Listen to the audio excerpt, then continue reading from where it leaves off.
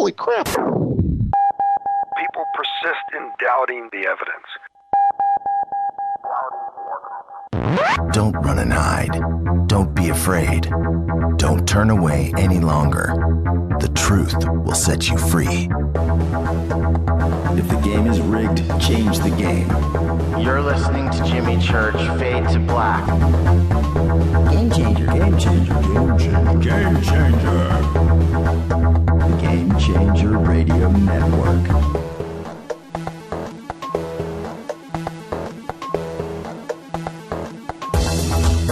We're turning all of our antennas towards Jimmy Church. And now, your host, the captain of conspiracy, the prince of paranormal. This ain't your daddy's radio network show. This is Jimmy Church, Fade to Black.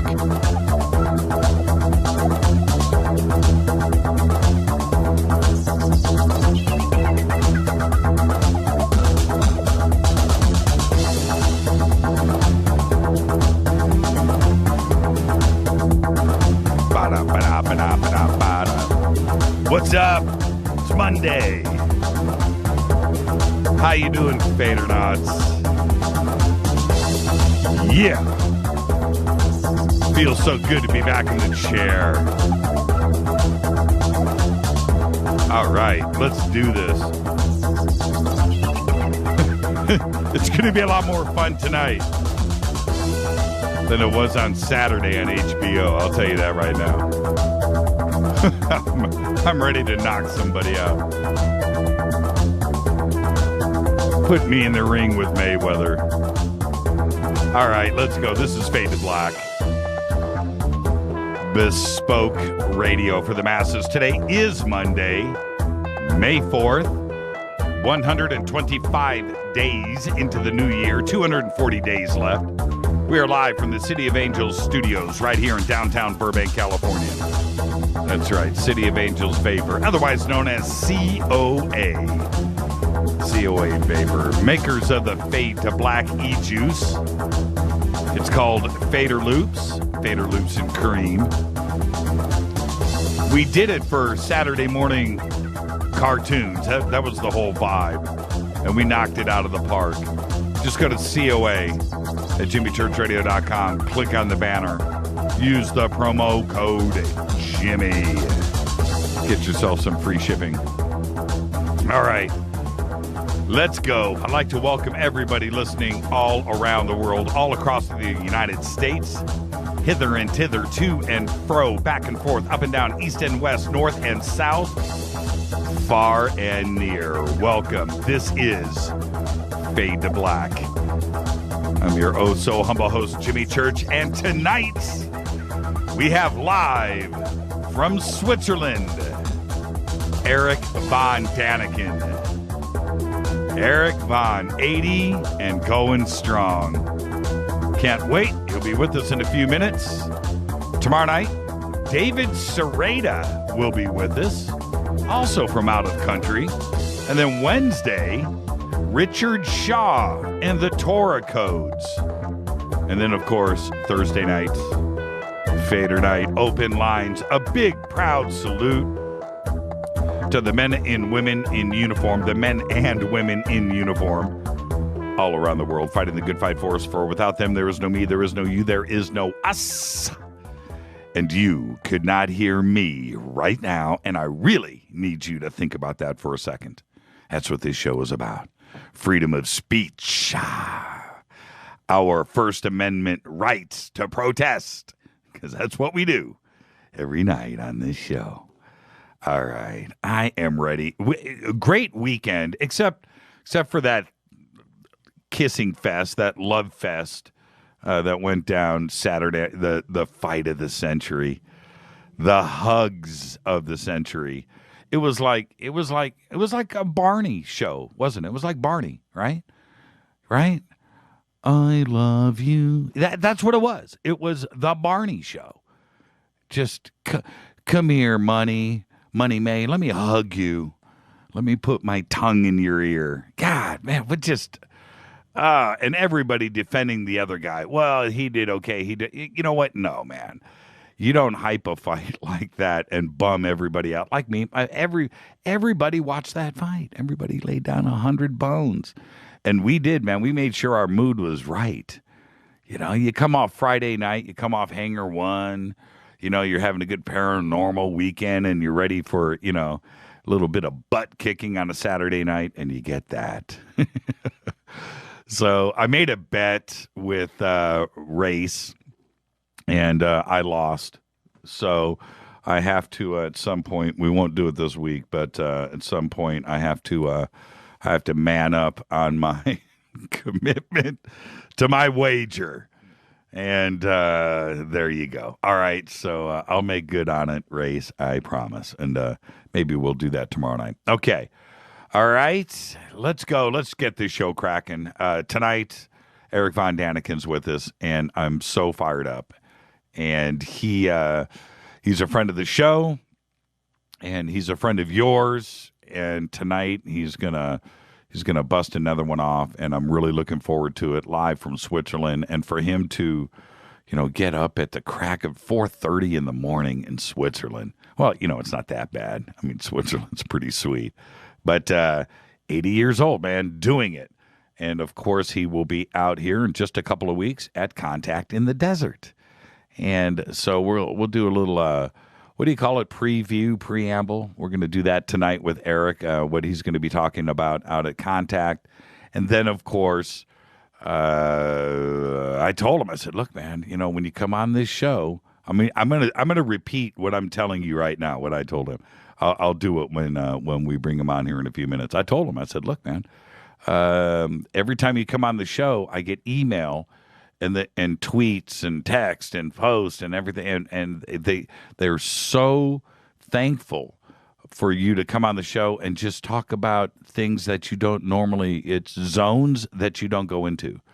Oh, we'll do that again tonight, Jimmy. I promise. I said, okay. All right. No, I love coming on your show. I said, okay. All right. I'm going to do it again. Just be ready. Oh, Jimmy, let's go. I said, okay. So there you go.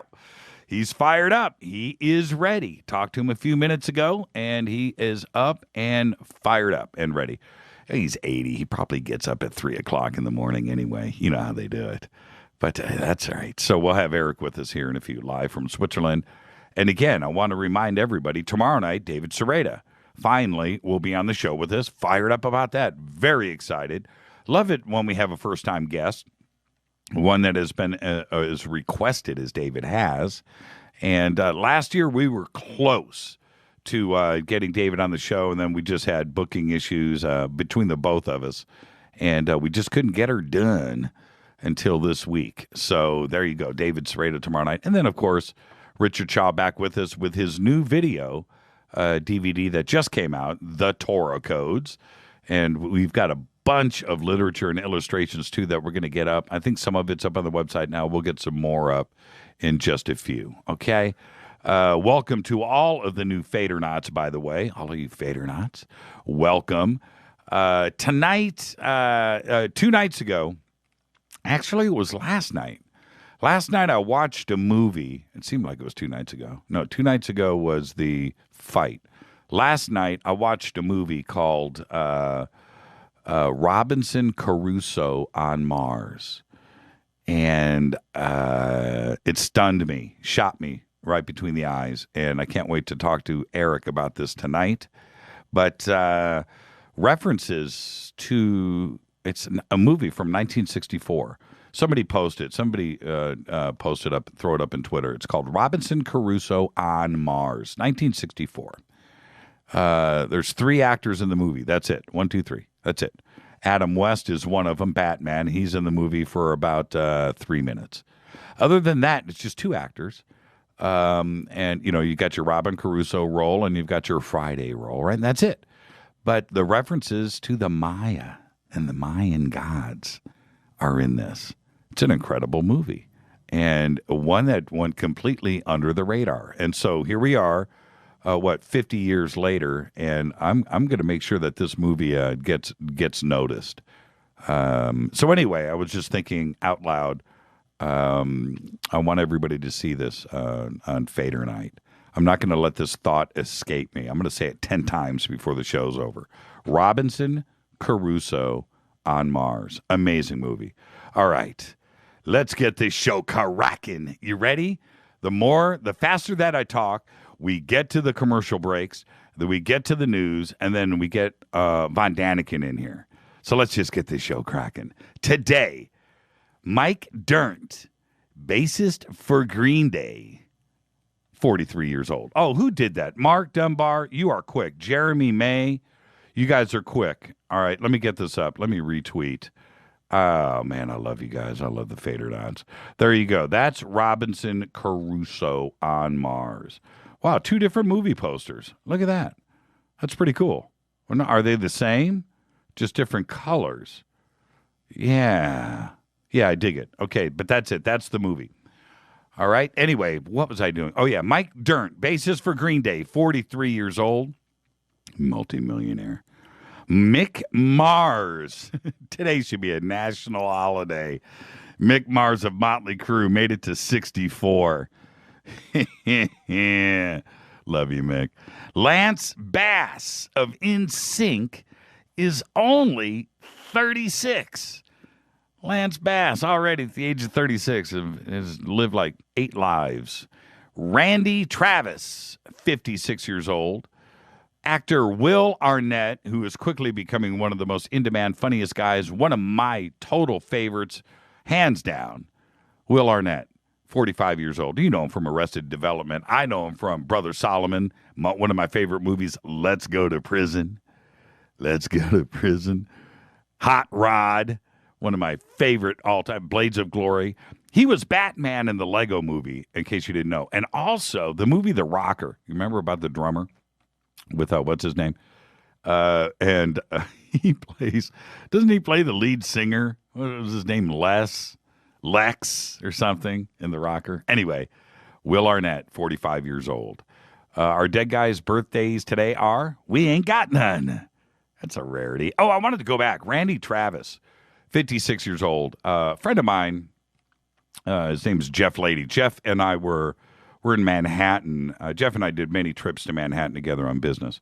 And we were out in Manhattan this one day, and we went out to go find Carnegie Hall. We left our hotel, and we were just walking around Manhattan, taking pictures, goofing around for the day. And we're walking up some street in Manhattan, and this limousine, a town car, not a limo, a black town car, pulls up next to us as we're walking up the street and stops. And the door swings open, and it like blocked our path. So we stopped. It was kind of strange, like somebody wanted us to get in the car. But that's not what happened. Instead, Randy Travis gets out of the car. And he had this black leather jacket on with fringe, you know, the cowboy fringe, black pants, black Levi's, black cowboy boots. It's Randy Travis. I was like, wow, Randy. And he kind of turns and looks at us, nods, you know, and then takes off walking in front of us. So we follow Randy Travis. We walk like 3 blocks. I'm not making this up. Like 3 blocks in Manhattan. And I think we even took a turn.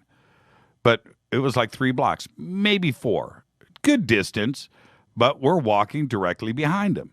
And he's by himself. And then he goes up to the corner, up to the edge of the street. A limo pulls back up, and he gets back in the car. That was it. He got out and walked for 4 blocks for no reason. Wasn't on a cell phone. Wasn't doing anything. And he gets back in the town car and splits. That's a true story. I don't know why I shared it, but that's my Randy Travis story. It was weird. Just weird. But it happened. So there you go. All right. This is Faded Black. It is the Monday edition. Tonight, Erich von Daniken will be with us. Tomorrow night, David Sereda. Oh, this day in history, 1984, Bruce Springsteen releases Pink Cadillac.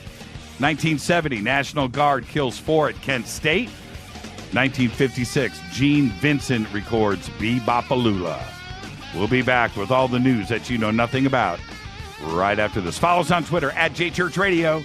Shoot me an email to Jimmy at jimmychurchradio.com. This is Fade to Black. KGRA, the planet. Yeah.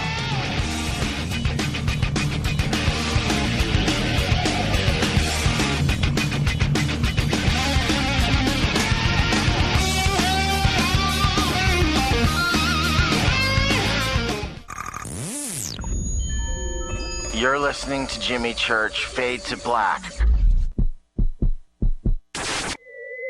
Fade to Black will now pause for alien identification. The station that talks the net. KGRA Radio. What's up, revolutionaries? It's me, Jimmy Church. Do you have an IRS or state tax issue? Well, I did, and I called national tax experts.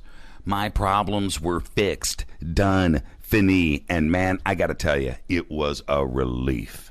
National tax experts are a recognized tax office that services clients in all 50 states. It doesn't matter where you live. Give them a call. I'm telling you, they take the time to understand each and every client's individual financial status as well as their financial goals. And that's exactly what you need, my brother, when you're taking on the evil three-letter. So, seriously, give them a call today at 1-877-909-5444.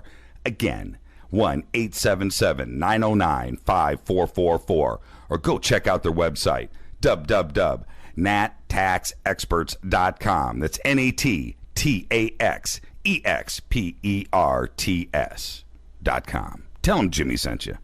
9 out of 10 geneticists agree.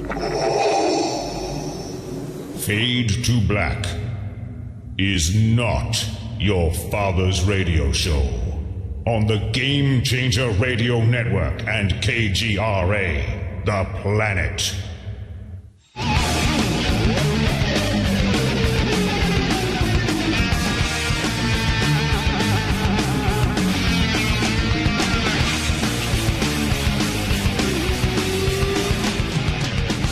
All right, welcome back, Fade to Black. I'm your host, Jimmy Church, on the Game Changer Network and KGRA, The Planet. Tonight, Erich von Daniken. Tomorrow night, David Sarita. Wednesday, Richard Shaw. Thursday night, Fader Night. Couple of Fader facts for you. Kick the show off. The Army is building a hypersonic flying bomb that can hit a target anywhere in the world in 1 hour. That's a Fader fact. Another Fader fact, bullying is not just human. Nope. Dolphins, seals, goats, chickens, and a bunch of other animals bully too. And one more. I got to do this one. 62 trillion spam emails sent each year produce as much CO2 emissions as 1.6 million cars. That's a Fader fact. You glad you got up today? You want one more? I'll give you one more. One more? All right. You have spoken. If you removed all of the space between the atoms and molecules that make up the Empire State Building, let me repeat this. If you removed all the space between the atoms and molecules that make up the Empire State Building, the building would be reduced to the size of a grain of rice. Aren't you glad you got up today? All right. Let's get to all the news you know nothing about. Yesterday, police killed 2 gunmen who tried to ambush a Garland, Texas event featuring cartoons of the Muslim prophet Muhammad. One suspect was identified as Elton Simpson and linked himself to ISIS in a tweet just before the attack. The other suspect was identified as Nadir Sufi, and he was Simpson's roommate in a Phoenix apartment. And what feels funky to me about this is, you know, a $10,000 first prize for the best Muhammad cartoon, best Prophet Muhammad cartoon. It seems like this was set up to just draw an ISIS confrontation. They just made it too visible and too weird. Something funky is going on with that one. And the perps probably weren't really the guys that did the shooting that were killed. Anyway, let's keep going. Let's move along. I almost didn't want to report the story. It's almost a non-event. All right. A fresh shot of coffee used to be a luxury in space. It's also something that we have been reporting on this show now for a month. But thanks to an espresso maker that functions in microgravity, Italian astronaut Samantha Cristoforetti, currently aboard the ISS, has finally brewed the first shot of espresso in outer space. That's right. Last month, we reported that the Dragon spacecraft, built and operated by SpaceX, delivered the first ever espresso machine built by Italian coffee company Lavazza and Italian aerospace firm Argotec to the space station, along with special zero-gravity cups. Now it's onward to Mars with the EM drive, now that we've got all of that out of the way. Last week, we were talking about the EM drive, a group of researchers that has reportedly tested the electromagnetic propulsion drive that could potentially facilitate practical space travel in and around the solar system. According to the report from an industry watcher, NASA Spaceflight.com, the EM drive could take a spacecraft to the moon in a matter of hours and a trip to Mars in just 70 days. It's not exactly a hyperspace drive, but it's surely a step in the right direction, in my opinion. And the idea of an EM drive isn't new. Scientists in the American, British, and Chinese space programs have all been investigating the concept for a while. But the basic idea, broken down, although it is complicated, is to create a form of propulsion that doesn't require the use of propellant. That's the key. Instead, electromagnetic microwaves are bounced around a conical cavity in such a way that electrical energy is converted directly into thrust. And we're right there, man. Pretty crazy. Astronomers have discovered 2 new alien worlds a bit larger than Earth, circling a nearby star. The newfound exoplanets, known as HD 7924C and HD 7924D, are super-Earths with masses about 7.9 and 6.4 times greater, respectively, than that of our home planet. The planets orbit the star HD 7924, which lies just 54 light years from our sun. A mere stone's throw. It's just right there. When you consider the Milky Way is 100,000 light years wide. It's close. Over 3,000 police officers in the UK are currently under investigation for an alleged assault, with only 2% suspended or put on restricted duties, according to a British media investigation. The Independent has numbered at least 3,082 officers being investigated for serious, sexual, and non-sexual assault. The paper sent Freedom of Information requests to all 45 UK police forces, but not all of them replied. So the real number could be a lot higher. Of around 31,000 officers at the Metropolitan Police, that's the MPS, responsible for law enforcement in London, 1,218 are under investigation. Yet only five, I'm going to say it again, yet only 5 have been suspended and another 28 placed on restricted duty. It looks like the issues just aren't stateside, are they? Grace Lee Whitney. Let's have a moment of silence, please. Grace Lee Whitney, who played the loyal Janice Rand, the personal assistant who served Captain James T. Kirk, William Shatner, aboard the USS Enterprise during the first season of Star Trek, has died. She was 85 years old. Whitney, who reprised her role as Rand in 4 Star Trek films and in the 1996 episode of Star Trek Voyager, died Friday at her home in Coors Gold, California. There was, if you remember, you go back to that first season, she was so visible. First off, she was very attractive. She was very pretty. And you could tell that there was some sexual tension between Whitney's Rand and Shatner's Kirk. You could see it, you could feel it, and you thought it was going to take off and go somewhere. And that's exactly why she was released from her contract. They wanted Kirk to have his freedom, I guess, because if he would have developed a relationship with her and developed a relationship with somebody else, is he cheating on her? Does it tarnish his image? Does he break up with her, break his heart, ruin his image? Does she dump him? You know, that whole thing. So rather than have a continuing story, they just said, you know what? Thanks. Good job. And they released her from her contract. So there you go. But she passed away, Grace Lee Whitney. And when you see her picture, It's like, that's right. Yeah, we all remember what was going down between those two. Moment of silence. Okay. The magnitude 7.8 earthquake that rocked Nepal this past Saturday on the 25th may have caused the world's tallest mountain to shrink. That's right. Mount Everest, which is measured at 29,029 feet. That's 29,029, 8,848 meters above sea level. But recent satellite data suggest that it may have shrunk about 1 inch. That's right, because the underlying tectonic plates apparently have relaxed and the stress has been released.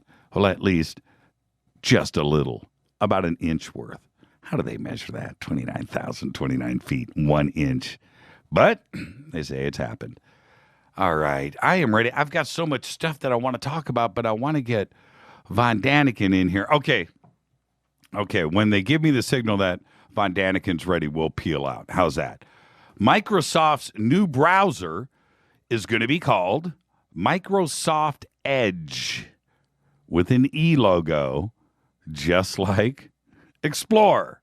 They're really reaching here. But as its Build Developers at the Build Developers Conference in San Francisco, Microsoft said this past Wednesday, that the browser will replace Internet Explorer with Windows 10, and when it debuts later on this year, it was previously known as Project Spartan. Edge will use an E icon similar to Internet Explorer, in use since whenever, 1997, 96? Was it 95? No, that was Mosaic. So 96, 97. Microsoft Operating Systems Chief Joe Belfoy noted that the E icon is now completely different and better meaning than it has for a while. Windows 10 will be a free upgrade. There's a first. A free upgrade to anyone using Windows 7 or Windows 8. By 2018, Microsoft said its goal is to have 1 billion people using Windows 10. Now, I would have thought that they were at that mark already. It's not the case. Check this out. The most used operating system in existence right now is Android KitKat. I bet you didn't know that, did you? Android KitKat with 500 million people. It is currently the OS with the highest user base in the entire world. Now, and it's not just cell phones, it's tablets. Think about that for a second. Would you have ever thought, when we go back to Windows 95, remember that? That was the beginning of the personal PC revolution right there. As soon as 95 hit and we were able to really use a computer without having to be a nerd and knowing line code and all of that, going back that far, it just seems like it's a Windows world. I get Mac and all that. That's not what I'm saying. I had no idea that KitKat had risen to that kind of force. Android, really? Wow. Well, Microsoft wants it back. And how are they going to get that market share? They're going to give it away. I've talked to a few people that have used Windows 10, by the way, and they say that it's actually pretty cool. I haven't taken the plunge. I haven't tested. I'm not a Mac guy here in the studio, and most of media, it's a PC world. But I haven't done it yet. I haven't checked it out. I barely got my feet wet in 7 after Vista. And, now I've got a mix. I've got a couple of computers that are running 8.1. I've got a couple that are running 7. And I still go back to the old interface anyway on 8. I have not danced in that new interface. So he's ready? He's ready? Okay. He is ready. I'm ready, which means you are ready. Let's do this, man. Let's get Erich von Daniken in here. This is Fade to Black, bespoke radio for the masses only on the Game Changer Network and KGRA The Planet. I'm your host, Jimmy Church. Follow us on Twitter tonight. I'll get as many questions in for Eric as I can. Shoot me an email, Jimmy@jimmychurchradio.com. I already got one in from Renee. She's got a question. I'll get him in. You make it good, I'll make it happen. This is Fade to Black. Erich von Daniken in 2 minutes. Stay with us.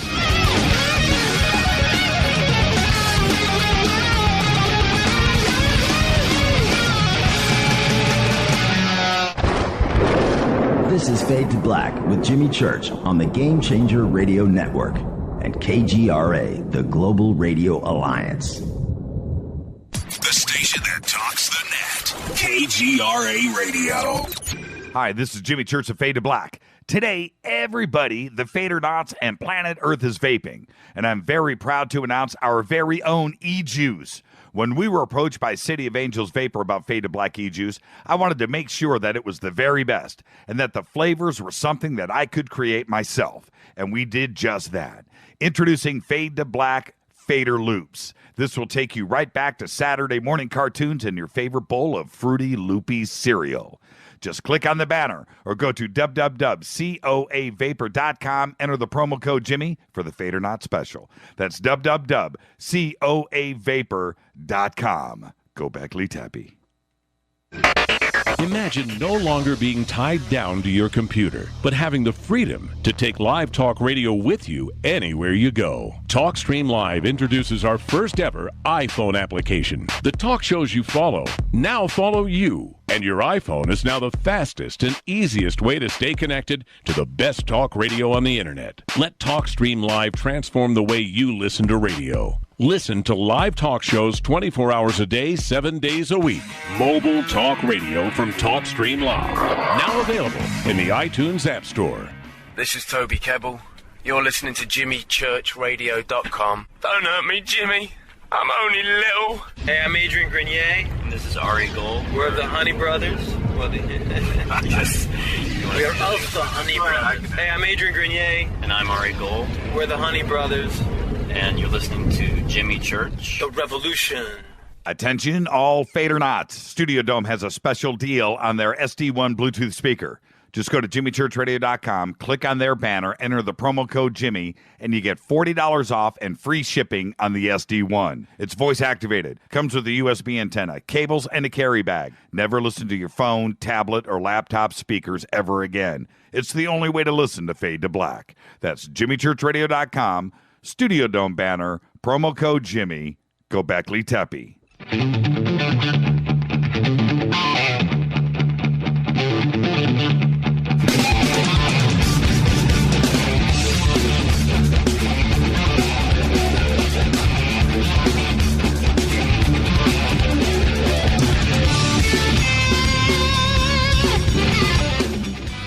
All right, welcome back, Fade to Black. I am your host, Jimmy Church. This is Bespoke Radio for the Masses on the Game Changer Network and KGRA, the planet. Tonight, we have back with us Erich von Daniken. And Erich, for me, when I was growing up in the 60s and going into the 70s, growing up, Chariots of the Gods changed me.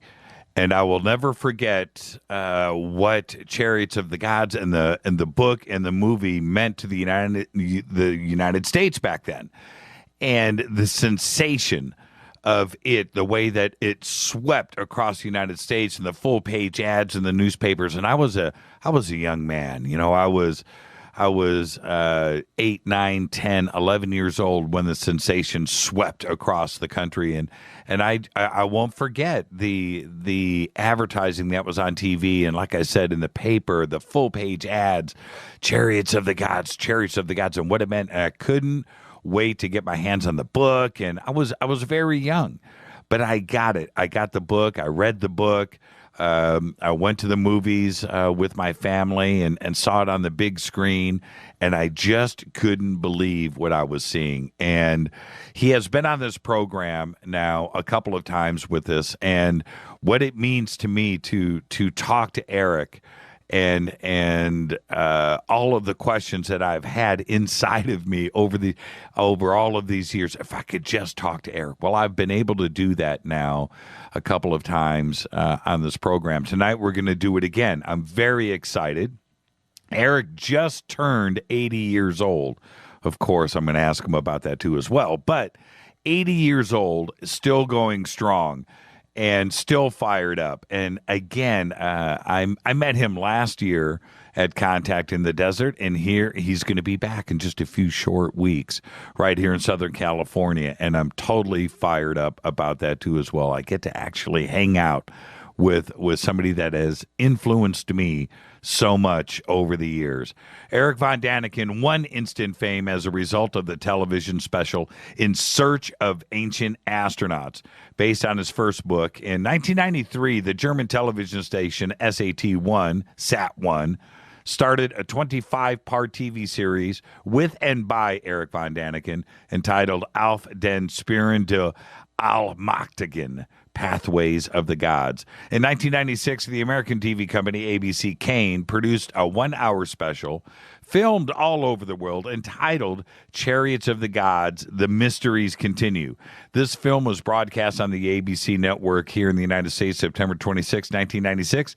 In 1997, ABC Kane produced another documentary with Erich von Daniken on the Discovery Channel. In Germany, the biggest TV network, RTL, showed the film on November 26, 1996, to 7.7 million viewers in Germany alone. It was just an incredible special. He has not gone anywhere. The story, the myth, the legend, and the theory of ancient astronauts has only increased. Now we have Ancient Aliens going into its 8th season. I'm so proud. I would like to welcome back to the program, live from Switzerland, Erich von Daniken. It is early in the morning in Switzerland. Erich, welcome back to the program. What time is it in the morning there? I'm always happy to talk to you. It's about 4:30 in the morning in Switzerland. Drinking good coffee, I hope. Well, better tea. Oh, there you go. There you go. Now, Erich, welcome back to the program, and our listeners are always happy when you come back, and you step out of the box on this program, and they know that, and they thank me every time you're on the program. We're going to do it again this morning, or this morning for you, this evening for us, and so welcome back to the program. The last time that we talked, you were going to head out to Colombia. Did you make it to Colombia? Yes, of course. I have to tell you the story. You see, in Colombia, there is a place called Tierra Dentro, which means in English, inside the earth. And they found tombs there. These tombs were found already 25 years ago. And in these tombs, there were high priests of the Indians. We don't know their names, but they must have been very rich because there was a lot of gold inside the tombs. And among the objects which were found, they found something which clearly looks like an aircraft in gold. It cannot be an insect, because an insect would never have been reproduced in gold. Now, this so-called aircraft is in the meantime in the Gold Museum in Bogota. Bogota is the capital of Colombia, and there tourists can photograph and film it. But the original came from Tierra Dentro, from a tomb, which in the meantime I have seen with my own eyes. And what did you see in this last trip to Colombia? Well, a lot of things. You see, Colombia is always a place of mysteries and miracles. There is a place which is called San Agustin. In San Agustin, you find statues of all kinds, but statues which do not show normal human beings. It's some kind of mixed creatures, chiseled in stone. They are there in the meantime in a park, put together for tourists. But the figures are strange. They don't look humans. They don't look Earth-like.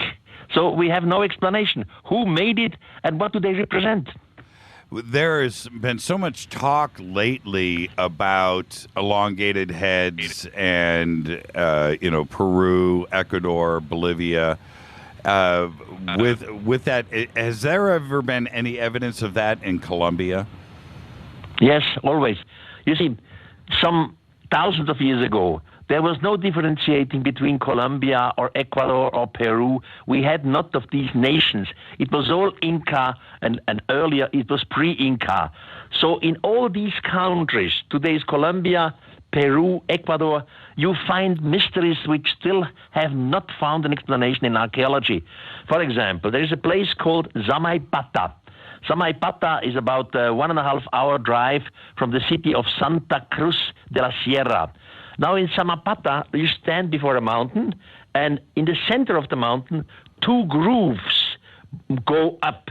So from the down, from the floor, directly on the mountain, it looks like an object, like a catapult with which you could shot something into the sky. There is no explanation what it is, but it's there in stone. Fantastic. It is, and I had Klaus Dana on the show last week, and he just got some DNA reports back on some bones from Ecuador. Now, you probably don't know about the DNA reports or the carbon dating, so I'll hit you with this now. Yes, it's a pleasure. Yes, the DNA came back as non-Homo sapien sapien. Now that's interesting. That's interesting. The other thing that came back was the H dating, put it at about 23,000 years, and that's not very long ago. And this skeleton is about 25 feet tall, 7.6 meters. What do you think about that? Where was it found? It was found in Where Ecuador. Was it found? In Ecuador. Okay.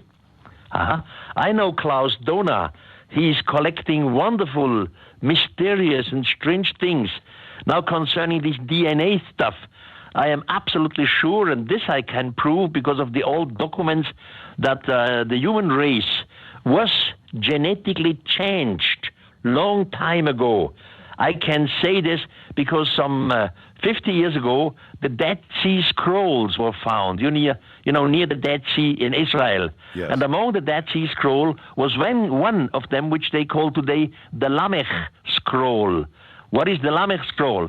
In the scroll, in the text you read, Lamech was a shepherd, obviously a rich shepherd. One day he came back to his home tents, and his wife, with the name of Batenosh, she had just given birth to a child. The child was a boy. Now Lamech said to his wife, Batenosh, it is impossible that this is my child because I was too long away. You saw, the time was not correct. And the child looks completely different than myself. The skin is different, the eyes and the hairs, etc. But Batenosh, the wife, swears everything what is holy. She swears nobody touched me, not another shepherd, not another guardian, not the soldier. Nobody touched me, I swear you, dear Father Lamech. So Lamech has a difficulty. He goes to his own father and asks him for advice. His father is the biblical Methuselah. Methuselah doesn't know what to do, and he again goes to his father, which means the grandfather now of Lamech, and tells him the family story. That's Enoch, the biblical Enoch, the same one which disappears later in the fiery chariot. Enoch says to his son Methuselah, go to your son Lamech, tell him that the guardians of the sky have inseminated Batenosh on an artificial way. Nobody touched her sexually, because a big flood would come and destroy the human race. And this child should be the father of the new race. So in biblical terms, that would be Noah.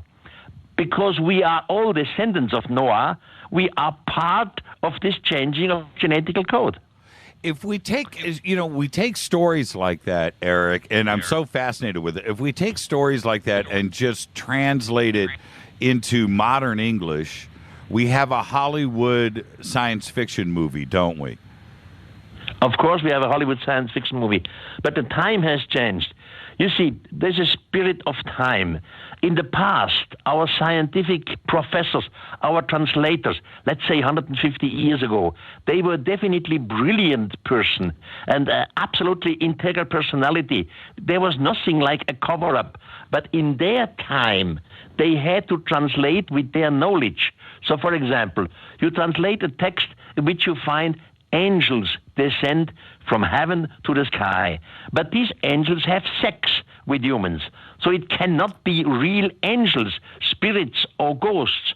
So I suggest change the word angel and move it into extraterrestrial.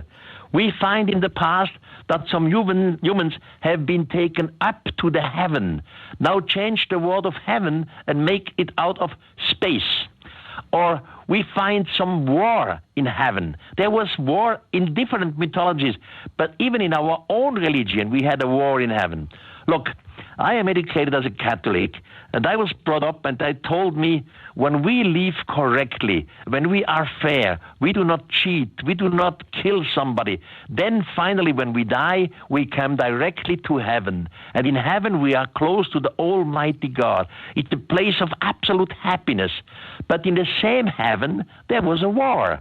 Just remember, one day, an archangel with the name of Lucifer went to the throne of the Almighty God and said, "We do not serve you anymore."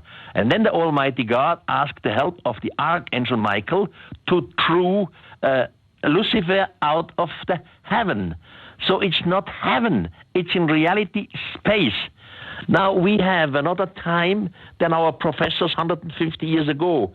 We have the possibility to translate these words differently. And if we do so, we receive a complete different story, not anymore seen from the religious place, but from a reasonable place.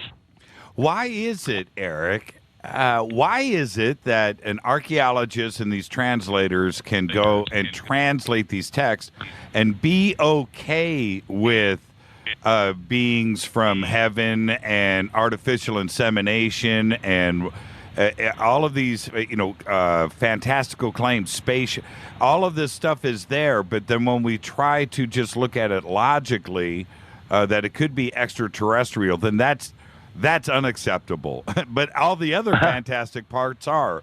Well, that's still unacceptable for many of the scientists, but not for all of them. For example, in German language, we have a professor, Dr. Burgard. He is a Sumerologist. Sumerologists are people who can translate these cuneiform writings of the Sumerians.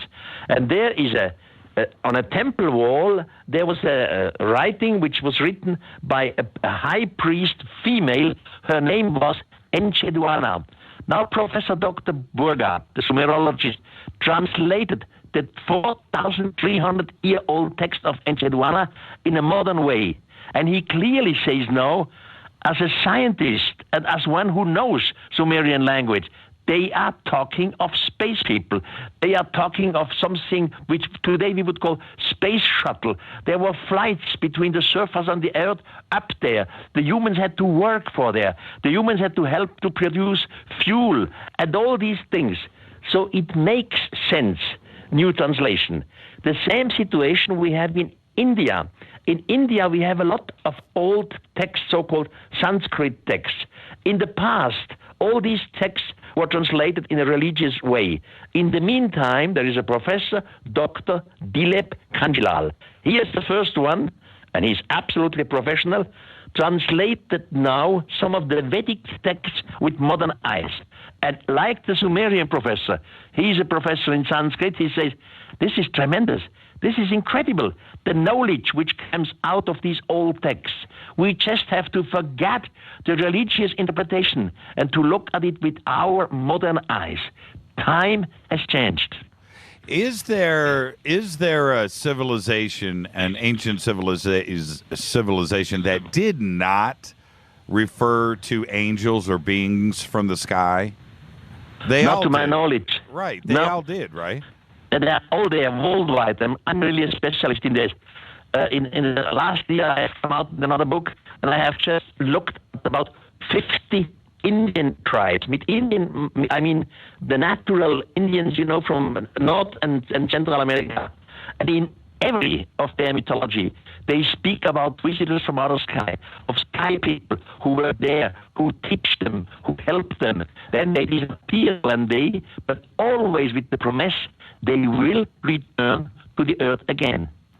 Let's, hey, Erich, let's take a quick break. I'm going to reset the phone line, okay? And okay, yes. We're getting a little bit of breakup. Let's take a quick break. This is Fade to Black. I'm your host, Jimmy Church.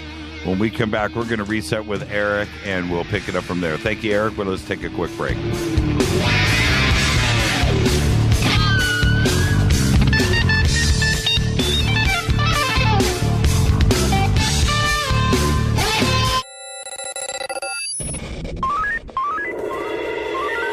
Way out here, we listen to Jimmy Church. You're listening to Fade to Black. Alternative Talk, KGRA.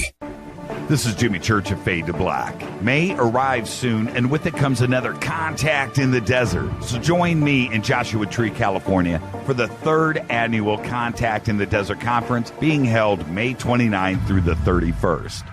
2015 brings another awesome lineup of speakers, including publisher of Legendary Times, Giorgio Tsoukalos, New York Times bestselling author David Wilcock, journalist and conspiracy expert Jim Mars, former head of UFO Project for the MOD Nick Pope, investigative reporter Linda Moulton Howe, author and contactee Travis Walton, UFO historian Richard Dolan, and many more. You don't want to miss this. Fade to Black and KGRA will be there broadcasting live May 29th. Just visit contactinthedesert.com for tickets and information. That's contactinthedesert.com. ¿Qué tal, mis amigos? Yo soy Mario Carson, el tiburón, y los invito para que escuchen a mi buen amigo Jimmy Church Radio. ¡Claro que sí! Did you ever turn to your radio for your favorite talk show to find that it's been preempted for this? In the air to deep right center. Back goes Lewis to the wall. And it's out of here! Or this? And I'm ashamed of you, Hillary, for voting for it. Do you have a favorite talk radio program that's not available in your city? Just go to TalkStreamLive.com for links to the best streaming talk radio shows. At TalkStream Live, you will find live talk shows 24 hours a day, 7 days a week. All your favorites are here. With such a large selection, you will also discover some new favorites. On the go and still want to listen? With a mobile smartphone, simply type TalkStream Live on your internet browser. Now you can take internet radio with you. You will also find hundreds of music, news, and sports streams. Best of all, the TalkStream Live directory is free and there's never a login required. Remember TalkStreamLive.com, the fastest route between you and your favorite talk radio show. You are listening to Fade to Black with Jimmy Church on the Game Changer Network. Oi, oi, I'm Reese Evans. You're listening to Jimmy Church. This is Revolution. The revolution will not be televised. The revolution is on radio. Ciao.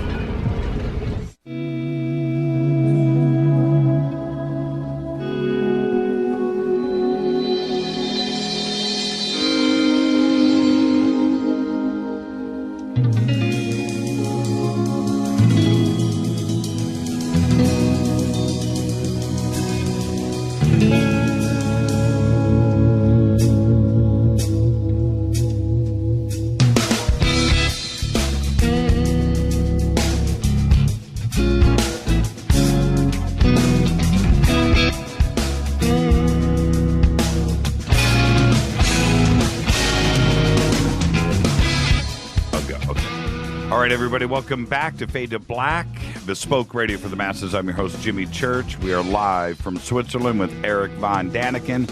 All right, Eric, we were just talking about angels and ancient civilizations from around the world, and how it just seems to me that it doesn't matter if it's India, if it's the Far East, if it's Mesoamerica, if it's the Middle East, everybody makes references. All ancient cultures make references to beings from up there. Everything comes from the stars. Is there a civilization that doesn't do that?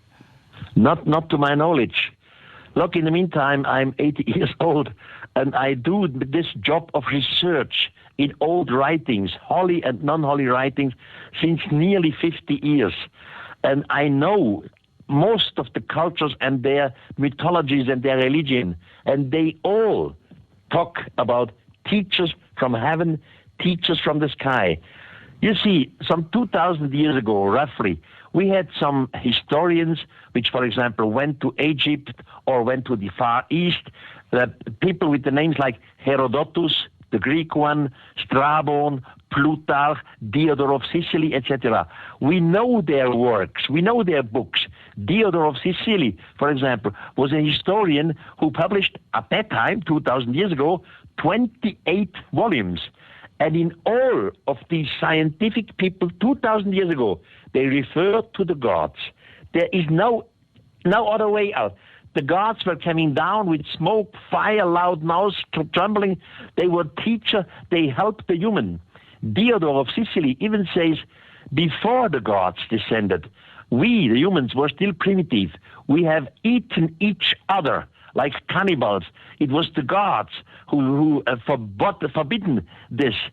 Before the gods arrived, the humans had no language. It was the gods who teach them, this is a tree, this is a bird, this is a wall, this is a stone. We had no language before. It all comes from the so-called gods.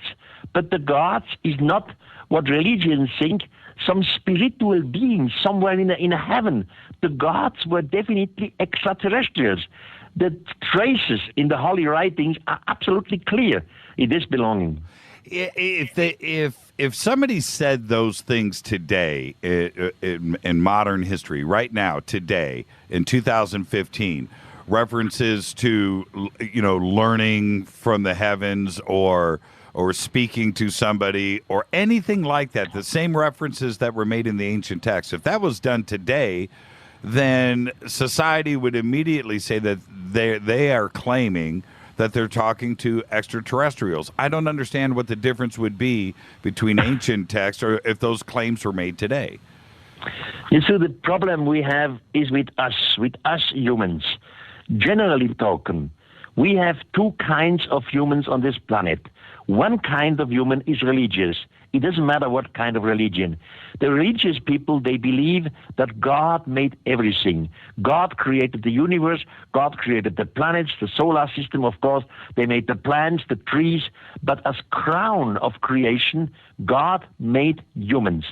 The other part, the other group, is the scientists. The scientists, they don't believe in religion. They believe in evolution.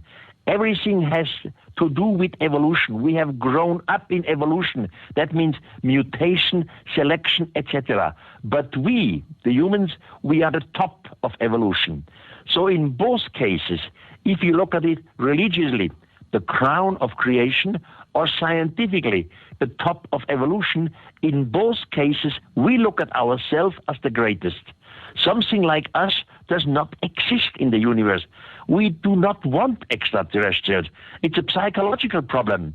We have to learn that we have to become sober and modest again. We are just one of the probably millions of forms of life which exist out there. And some of these life forms have definitely been here in the deep past of mankind, and they have influenced us. By the way, most of the great religions says the gods created humans according their own image. If we look at it this way, we are the offsprings of an extraterrestrial race, which, by the way, does not contradict evolution. But that's too complicated to explain it on the radio. I will explain this in Joshua Tree. I can't wait to see you in Joshua Tree. You are a very religious man. When you die, when you move on, what are you going to experience on the other side? Are you going to see E.T.? Are you going to see the God that is there because you're a religious man? What is it that you're going to find out? Yeah, they say I'm a religious man. That's true.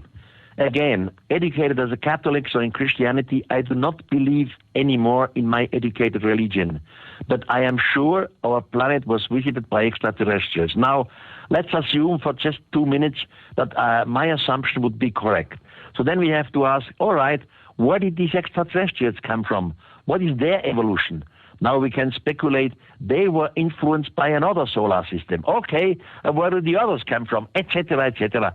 You can play this game for hundreds and billions of years. It doesn't matter.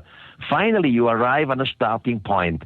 And in this starting point, you have to say with every respect with religion, here is something which we cannot explain, something which religion calls God, or something which scientists would call, the beginning of the universe, which we cannot explain. So you ask me, what happened when I die? I do not know, but I believe. And the word believe is not scientific. The belief is my personal belief. I believe that life continues. Our consciousness will never die. Our consciousness is a form of energy. And in a way or another, we will survive, maybe in another dimension. I believe this, and I am a believer in God. I watched a movie last night. I wanted to ask you about this. I watched a movie last night. It's called Robinson Crusoe on Mars. It's from 1964, and it was an independent film. And it's the classic story of, Robinson Crusoe, but it's a stranded astronaut on Mars that learns to live on the Martian surface. It's the classic Robinson Crusoe story. Now, in the movie, though, and this is 1964, this is before Chariots of the Gods and the Ancient Alien Revolution that you started in the late 60s. But in the movie, they make direct references to the Mayans. And in the movie, he finds another being there, and they have a conversation about God. And the reference is, he says, I went back and researched the movie after this section of the movie because I found it fascinating, that he used the Mayan word for God. And so I went back and referenced the movie, and the writer said that he wanted to use the Mayan reference to God because the Mayans believed, and this is 1964, that they were all descendants of extraterrestrials. And that was 1964. And if that belief was so strong then that Hollywood would, incorporate this into a movie about a man on Mars, Robinson Crusoe, where did that belief go? It seemed to go away. You brought it back, but before 1964, that belief was actually there. Definitely. You see, around 450 years ago, the Spanish conquerors arrived in Central America. It was Diego de Landa, bishop, and they found among the Maya civilization thousands of hand-written books in 4 colors. Now, the Spanish conquerors destroyed all the books terribly. They killed the priests, they tortured the young people, etc. But 3 of these writings survived. We don't know how. The 3 writings are today in the Museum of Paris, Madrid, and in Dresden in East Germany. That's why it's called the Dresden Codex, the Madrid Codex, and the Paris Codex. Now, in 2 of these codices, they speak about the gods coming from the sky, and the gods had first a war in the sky. In the Dresden Codex, it's different. There they talk about the calendar and the figuric systems of the Maya. Absolutely gigantic. The Maya had a calendar which still today was more precise than our calendar. And where did it come from? The teachers were the gods. It seems to me that the Maya priests at that time, they had a feeling that their writings would not survive for thousands of years. That's why they have given some of their information into stone. And the Spanish could not understand this. Go, for example, to Chichen Itza. Chichen Itza is in Mexico. It's today a tourist place. There is a big pyramid called the Pyramid of Quetzalcoatl. Now, every year, twice, on March 24, you have to be there in the early morning before the sun rises up. Now the sun rises and reflects the light on one side of the pyramid. And on the other side, you see now light and shadow in form of triangles going slowly down the stairway. Down there, and on the stairway, there is an inscription, a chiseling of the god of Kukulkan. So you can clearly see it. The gods descended to the humans. By the way, on September 21st, you see it the opposite. Why? This time, when the sun goes down, then you see God Kukulkan going up, light and shadow, up the stairways. And this is not only in Chichen Itza, in different places in Maya. So the Maya culture, they always believed in the gods, in the teachers from heaven.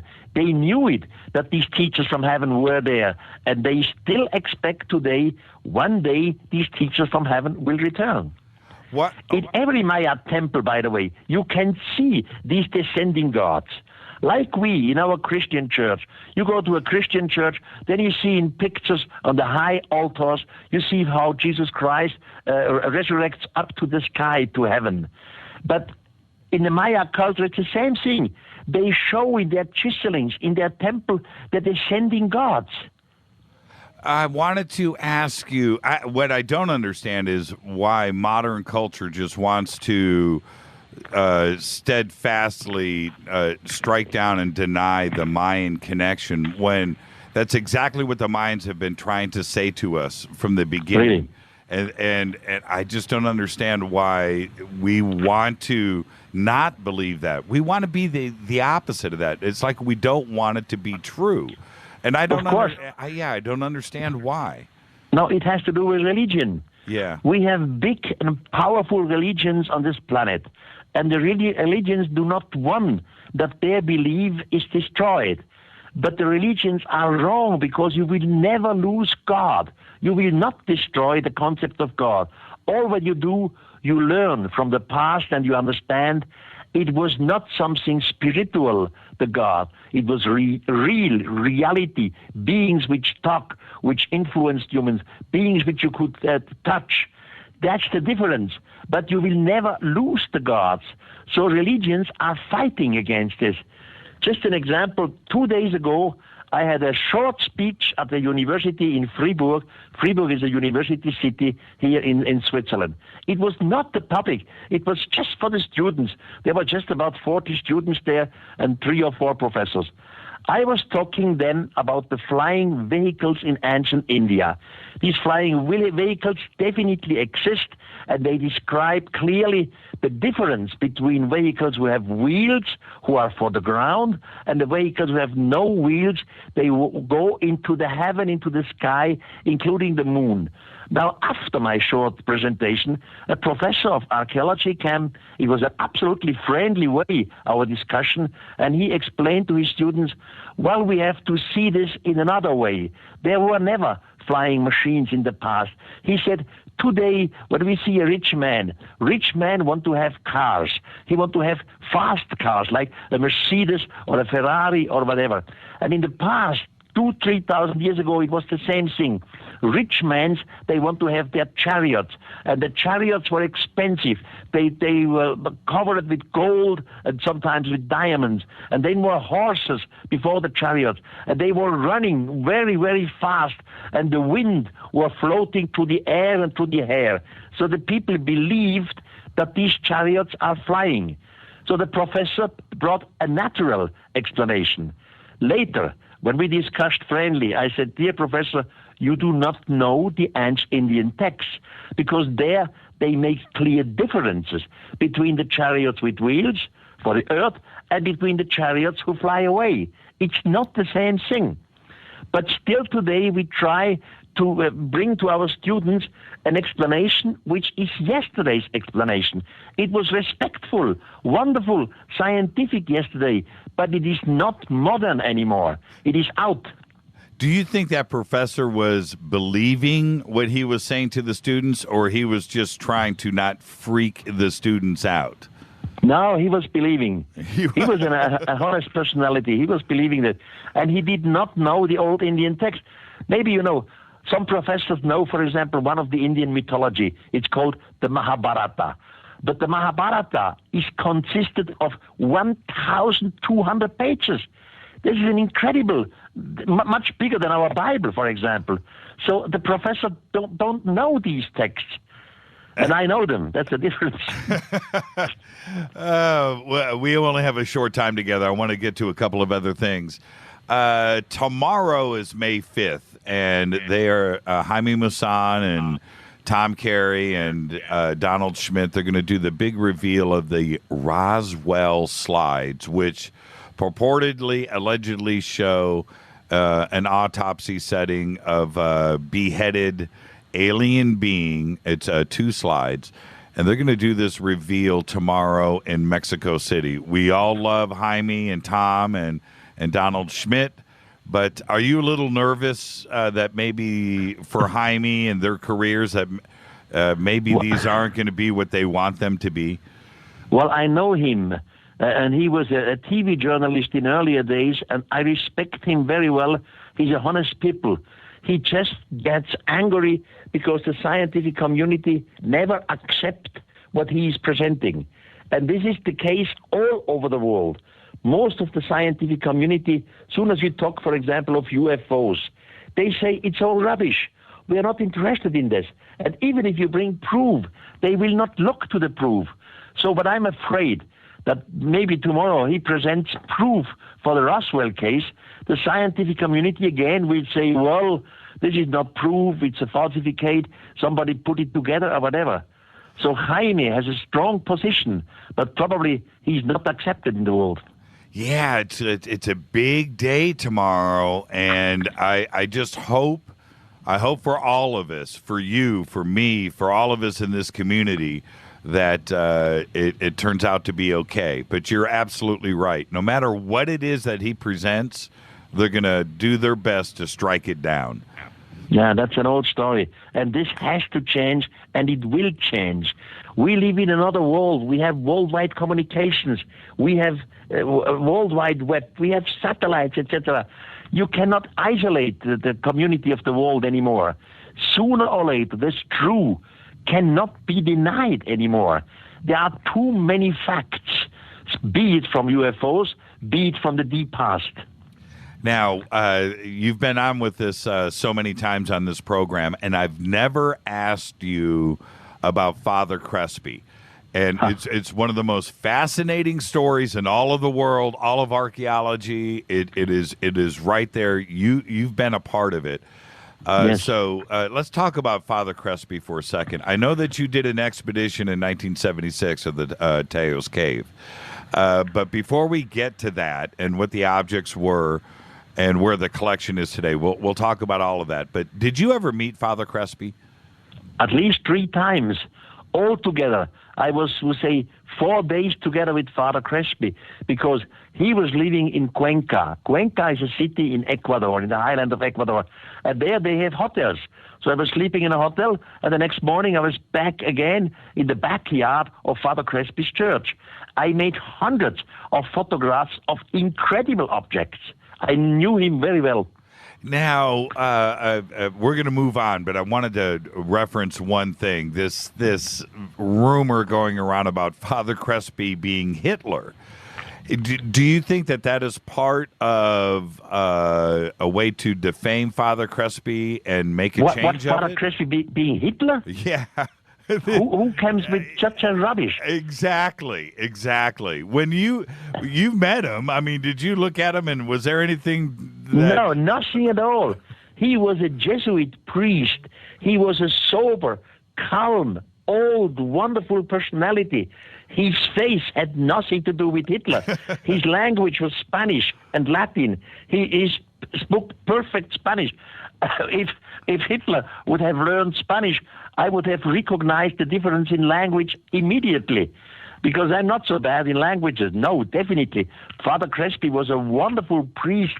The locals adored him. They loved him.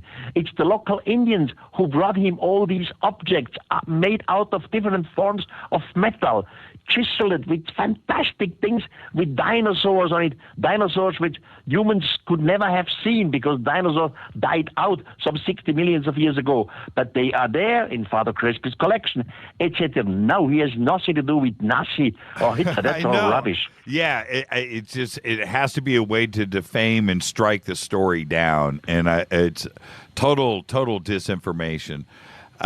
Tell us about Father Crespi and how the collection was brought to him and where the cave was. Well, Father Crespi told me that he helped always the local Indians. He helped them against the government. He helped them with taxes.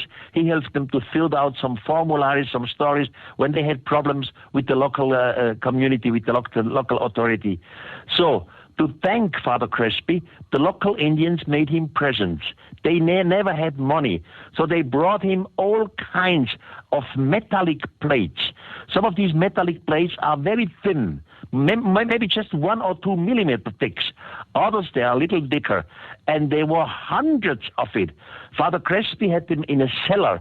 He was the priest of a church called Maria Auxiliadori, which means the helping Mother Mary. So, and he had a backyard in the church, and he had 2 cellars, and most of his metallic objects were in the cellar. As I said before, I photographed more than hundreds of it with incredible things. There are unknown writings on it. I showed some of these unknown writings to one professor in India, and he said some of these characters, they look like old Brahmian. But who in the hell should in South America have known something about old Brahmian? Brahmian is in the Indian subcontinent. So the pictures speak for itself. Nobody can deny this. On these metallic plates, you find pyramids. On the pyramids, again, are writings which had not been deciphered until today, but definitely they are writings. So the father told me he all received this from the natives as presents because he helped them. Now Father Crespi died some years ago. Now the local authority came and they took many of his objects away, and today they are in the state bank partly of Cuenca. Cuenca is the city in Ecuador, or of Bogota. Last time I was up there is about 1.5 years ago, and I asked, where are these objects? And they told me, well, they will probably clean the object, and like in Bogota, in the capital of Colombia, in Ecuador, the capital is Guayaquil. Like there, they will make a gold museum, like in Bogota, comparable to Colombia. That was the response. I have never seen some of the gold objects since Father Crespi died, but I have hundreds of photos of it, and I can prove my situation. They started, the timeline was the natives were bringing him these gifts and payment, or whatever you want to call it. Yeah. That was in the 1950s. And this was quite a long time ago. And then, coincidentally, there's a fire in 1962 where a lot of these objects were destroyed. Was that some kind of government interference with the fire? I don't know. But also in Cuenca, in the 60s, before this fire incident happened, there was in Cuenca a little gold museum. And Father Crespi was at the same time, also he was a priest, he was the managing director of this little gold museum. And some of the objects after the fire took place, he saved out from this gold museum, and the objects landed in his cellar. When you met Father Crespi and you were able to photograph these items, when you first started to see it, because this is what you do, you're a researcher, what was going through your mind when you saw these objects, and were you able to relate them to anything else that you saw around the world? First of all, I know archaeology. I know so many archaeological places, museums, archaeological textbooks, etc. And when I saw these presentations on these metallic plates of Father Crespi, I said, this will shock archaeology. This is so completely different. You see unknown writings. We always said the Inca, that was the Indians who lived up there, the Inca and the pre-Inca tribes, they had no writing. But now you find writings on these metallic plates. Now they have writings. So I said to myself, this will shock archaeology. I published some of these pictures in my earlier book, The Gold of the Gods, and in my later book again. But the Archaeological Society does not care about it. They just don't look at it. There is no comment on it. You see, I know other collections. For example, in Mexico is a place called Acámbaro. And Acámbaro, a rich man, also collected objects of the Indians. And many of them resemble or are morely similar to the ones in Cuenca. Now, between Cuenca, this is in Ecuador, and Acámbaro in Mexico, there are thousands of kilometers. You know, no way that the Indians were there. So they had their culture, they had their believing in the gods. They show, by the way, the descending gods. In Father Crespi's collections, you see objects like we would call today UFOs in the sky. stars in the sky, lines between the stars and the Earth. You see our solar system. Our solar system, you see in the center we have the sun, and then we have the planets, Mercury, Venus, the Earth, Mars, etc. But nobody in antiquity should have known this. But you find it on Father Crespi's objects. So long before Galileo Galilei existed, the Indians know about our solar system, and they say the teachers were the gods from the sky. How could, when you were looking at the objects, the claims of these being manufactured and it was just a big hoax, how could the Indians possibly have, if it was a hoax, manufacture thousands of artifacts and then age them? How does that come into play? No. It's absolutely not possible, the question of hoax. You see, the Inca and the pre-Inca tribes, they had a special method to make objects looking like gold. They are not gold, pure gold. They shine in the same color of gold. Now in Germany we have the Max Planck Institute. Max Planck Institute is a world-renowned scientific community. And they have examined some of these plates of Father Crespi. And they say there is a shift of only 1.5 millimeter of gold over these objects. The gold were mixed with copper and other metals. But this is something which the Indians could not do without high technology. So there is some mysteries, not only in the representation. I mean, what do these plates show? There is mystery even in the technology. How were they made? Yeah, I don't understand why they... I do this all the time. I don't understand why they just want to debunk it and say hoax. When you look at where the Indians coming up with these languages and languages that we don't know anything about today, why don't we research that and take it to the next level? But they would rather just strike it down as saying hoax, and then all of the objects just disappear after you helped catalog them. You see, the situation will change. You say, why have they never looked? Why do they not examine it? Because, as I said, the community still today, they don't want to know it. They don't want to know about UFOs. They don't want to know about the visitors from outer space in the past because they think we are the greatest. It's all a product of religion or of education, of evolution. But slowly the situation changes. 2 weeks ago, there was a congress here in Germany near Stuttgart in my honor because it was at the 80th birthday of me. And you don't believe it, there were 3,000 persons there attending this conference. It ended with a standing ovation. I had the chance to talk to so many of these visitors, and there were a lot of professors and doctors and academics, and they all are honest and very wonderful people. And they all say, we have to change the situation. We have to change the thinking of us. We have to learn to become modest again. We are not the greatest. With all of the objects that you photographed, and I've seen the videos and stuff that you did, and I'm glad that you were there to document that back in 1976.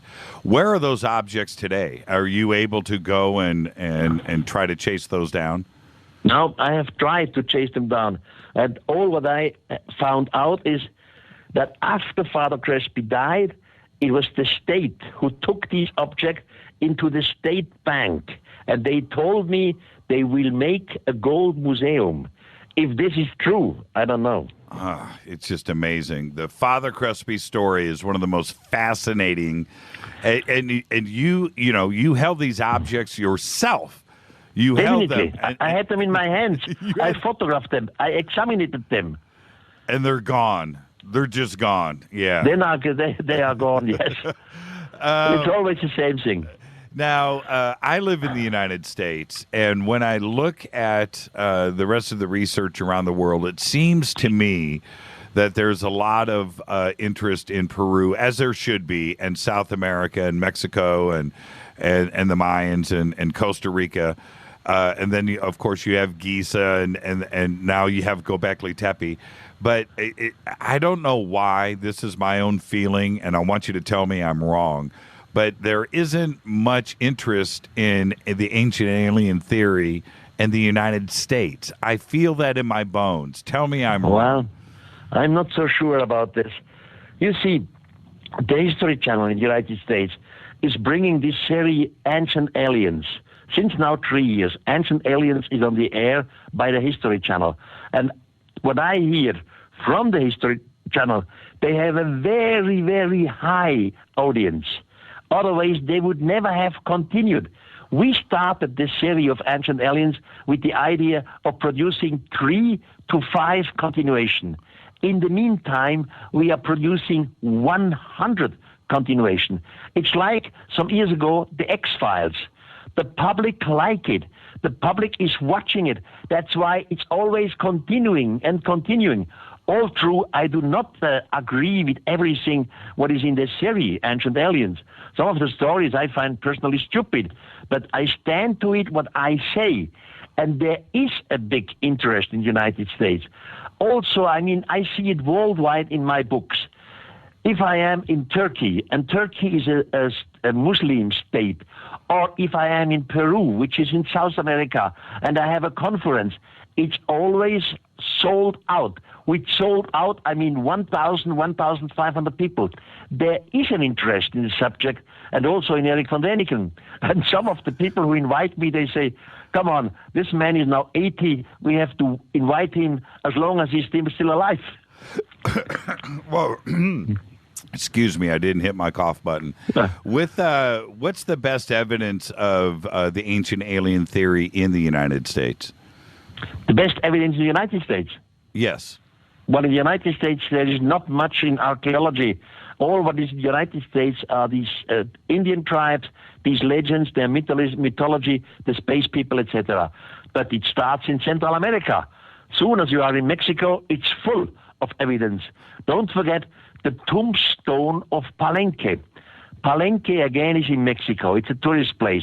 And in 1952, deep under a pyramid, the pyramid has the name Temple of Inscription, Professor Dr. Rutz, he was a French-Mexican archaeologist, he found a tombstone. And it's a large stone because this stone block is 3.8 meters long and 2.2 meters large. That's quite a block. It's all on one block, nothing put together. And then there you see a man in a kind of capsule. The man is bending forward almost like a racing motorcyclist. He uses his 2 hands to manipulate some control. He's definitely sitting on a chair. And outside the capsule, you see something like a linking flame. Now, the situation has changed. When they discovered this, they suggested it shows Pakal. Pakal is the second last ruler of the city of Palenque. And this is still true. It shows Pakal because there is an inscription on it. Now, 50 years ago, they said, it shows Pakal who is falling into the earth. He is dying, and out of his chest comes the cross of life, etc. In the meantime, since 1952, 14 different scientific explanations have been published. But the newest scientific explanation comes from the American professors Stewart and Stewart. It's the father and son, Stewart, from the University of Texas. And they are the absolutely recognized epigraphs. Epigraphs means translators of old Maya writing. They, in their newest book, say, yes, it is Pakal, the second last ruler, but he's not falling into the earth. He's going out to the solar system, to the universe. They say in their newest writing, everything which we can see on this tombstone of Palenque has to do something with the cosmos. So yesterday's explanation was wrong. The time has changed. Okay, let's take a quick break. We're at the top of the hour, and let's do that. Let's get that out of the way. When we come back after this break, I'm going to ask Eric. He's 80 years old, still going strong, and what he's going to be doing over here in the United States in just a couple of weeks. Let's take a quick break. I'm your host, Jimmy Church. This is Fade to Black. We'll be back right after this. Stay with us.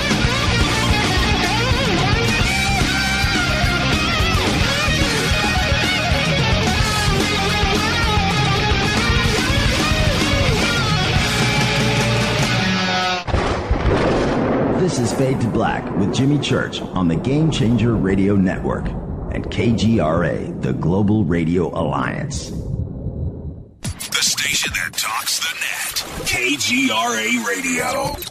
Hi, this is Jimmy Church of Fade to Black. Today, everybody, the Fadernauts, and planet Earth is vaping. And I'm very proud to announce our very own e-juice. When we were approached by City of Angels Vapor about Fade to Black e-juice, I wanted to make sure that it was the very best and that the flavors were something that I could create myself. And we did just that.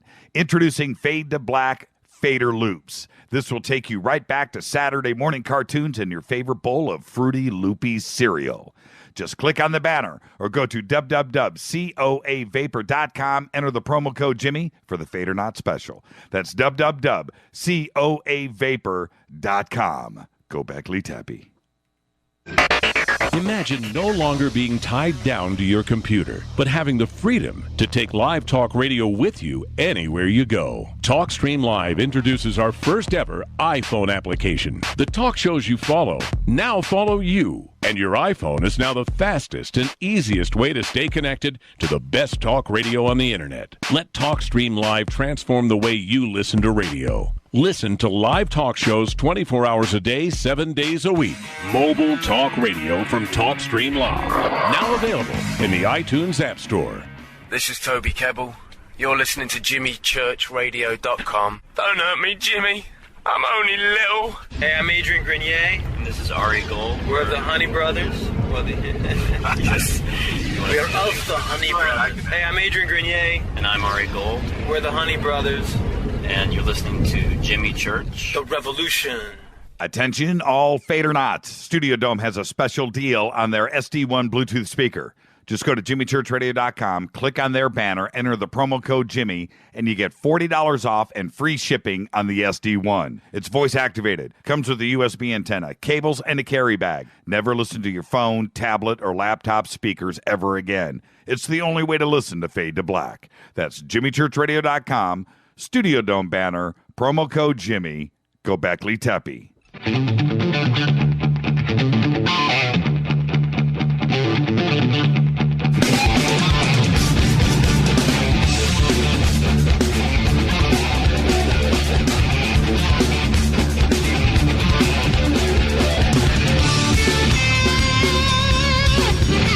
Welcome back. This is Fade to Black, bespoke radio for the masses on the Game Changer Network and KGRA The Planet. I'm your host, Jimmy Church. Tonight, Erich von Daniken, live from Switzerland. And Eric, you know, we were talking before the break, and the Mayan aspect to the ancient alien, ancient astronaut theory is nothing new. And we were talking about that earlier. And the fact that a movie like Robinson Crusoe of Mars, Robinson Crusoe on Mars, which was made in 1964. This is nothing new. This has been going on in our culture for quite a while. And the Mayan significance is important. My goodness. Okay, listen. But you see, you just said this movie, Robinson Crusoe on the Mars. You said this appeared in 1964. Yes. This was before Chariots of the Gods. Chariots of the Gods appeared in German language in February 1968. But before I made Chariots of the Gods in the form of the book, I was writing in different newspapers 10 years before about the subject. For example, in Canada, there is a German-speaking newspaper. It's called Der Nordwesten, in English, the Northwest. It comes out in Winnipeg. On December 8, 1964, I had a double page in there with the headline, Were the Gods Astronauts? So 4 years before Chariots of the Gods. I was always on the subject. It was just amazing to me in Robinson Crusoe on Mars. When I heard the reference, I had to go back and check this. And for all of our audience that hasn't seen the movie Robinson Crusoe on Mars, it's actually... It is a well-made movie, and it's 1964. There's only 2 actors in the... Well, actually, you know who else is in it is Batman, Adam West. But anyway, there's only 3 actors in the movie, just like the original Robinson Crusoe in the story. But I have to look at this. Yes, and it's so well done. But when they make these references to the Mayans, I immediately went back and checked, and they were very concerned, the director and the writer of the movie, about making this connection to the Mayans. And I just found that fascinating for 1964. And Absolutely, you're right. Yeah, and for them to present it like that to the world. You're 80 years old, Erich. 80 years old, and you sound like to me right now like you're 22. Thank you. It's not the age, is it? It's the mind. No, not at all. You see, my brain functions perfectly. I am still traveling absolutely between the continents. I have speeches worldwide in 3 languages. I speak French like German, and my brain is working. Sometimes I feel the gods like me. Yeah. I'm so entertained with you, and when I think about who I'm speaking to, and then all of a sudden he's 80 years old. It just it blows my mind, and I can only hope that when I'm 80, I'm right there like you are today. I hope to see you in Joshua Tree. Yes. Now, you're going to be out here in a couple of weeks. It's already May 4th, so May 29th, you'll be out here, and it'll be great to see you again. What are you going to present at Joshua Tree for everyone? Well, I'm invited for a main speech, which will probably go about 1.5 hours, and then I have 2 so-called workshop where we go in all the details. You know, in the main speech, you show the main situation, what you can show always in pictures. The descendants of the gods, you see the sculptures, the chiselings, you see the situation, how it was some thousands of years ago. And in the workshops, I go into detail. I have an archive here in Switzerland, and you won't believe it, with 200,000 pictures. And all these 200,000 pictures are in the meantime in the computers or electronically stored. So I have a lot of material to show. Theoretically, I could speak there 1.5 days, and I would never have to repeat myself. And what about, is Ramon going to be with you? Of course, yes. Okay. Does Ramon know, are you educating him every single day? What I mean is you have forgotten more than we know, if you know what I'm referencing. Yes. You have so much knowledge there. Is Ramon participating every single day, and are you teaching him, and is he asking questions? Well, it's not even necessary. You see, he's the boss in my office. He hears everything. He's there when we have guests. He's there in my speeches. He's there in my conferences, in my discussions. He knows everything. And of course, Ramon is young. He's now 32 years old. He's working for me 10 years, and he's absolutely a brilliant helper for me. I am thankful for Ramon. And really, he knows everything. I don't have to teach him.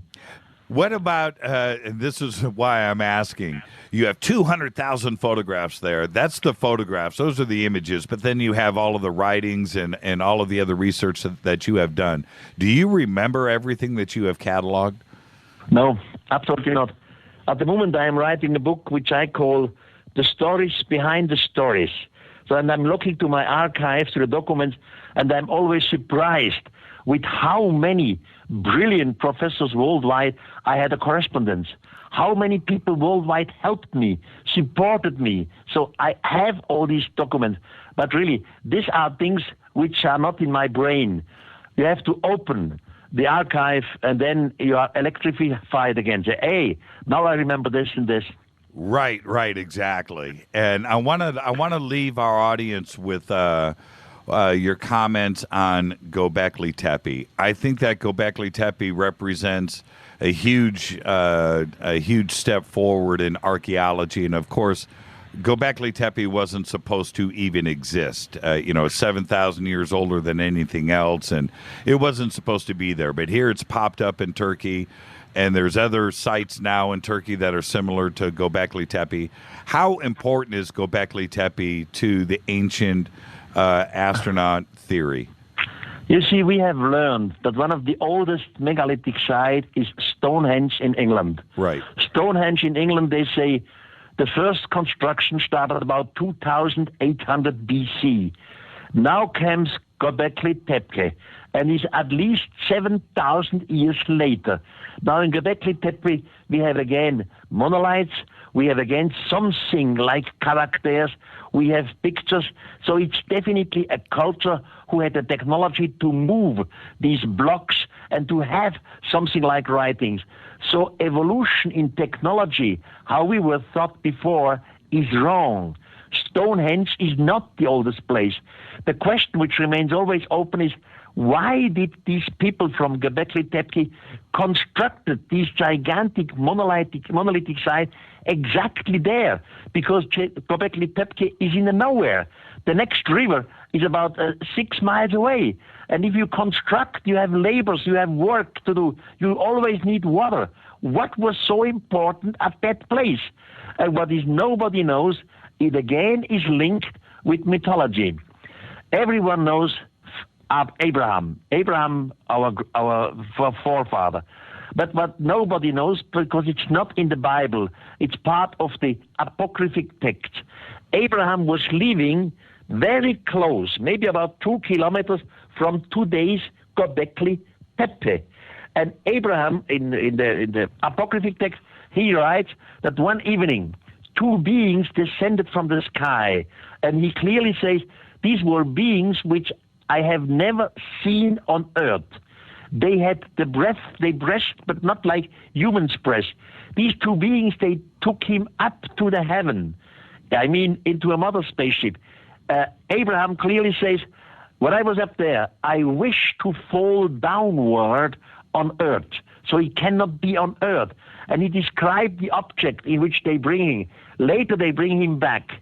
So I could think that the reason for Göbekli Tepe was, this is a holy ground. Here, teachers from heaven have descended. Maybe they will return again. We have to prepare something for them. That this was the reason of admiration for the gods. So it's linked with Abraham. Abraham was living very close to Göbekli Tepe. What do you think? You raise a good point, one that I hadn't thought about. Is it's one thing to have the site and what it represents, but why the location? Have you thought about that? Why? Yeah, exactly.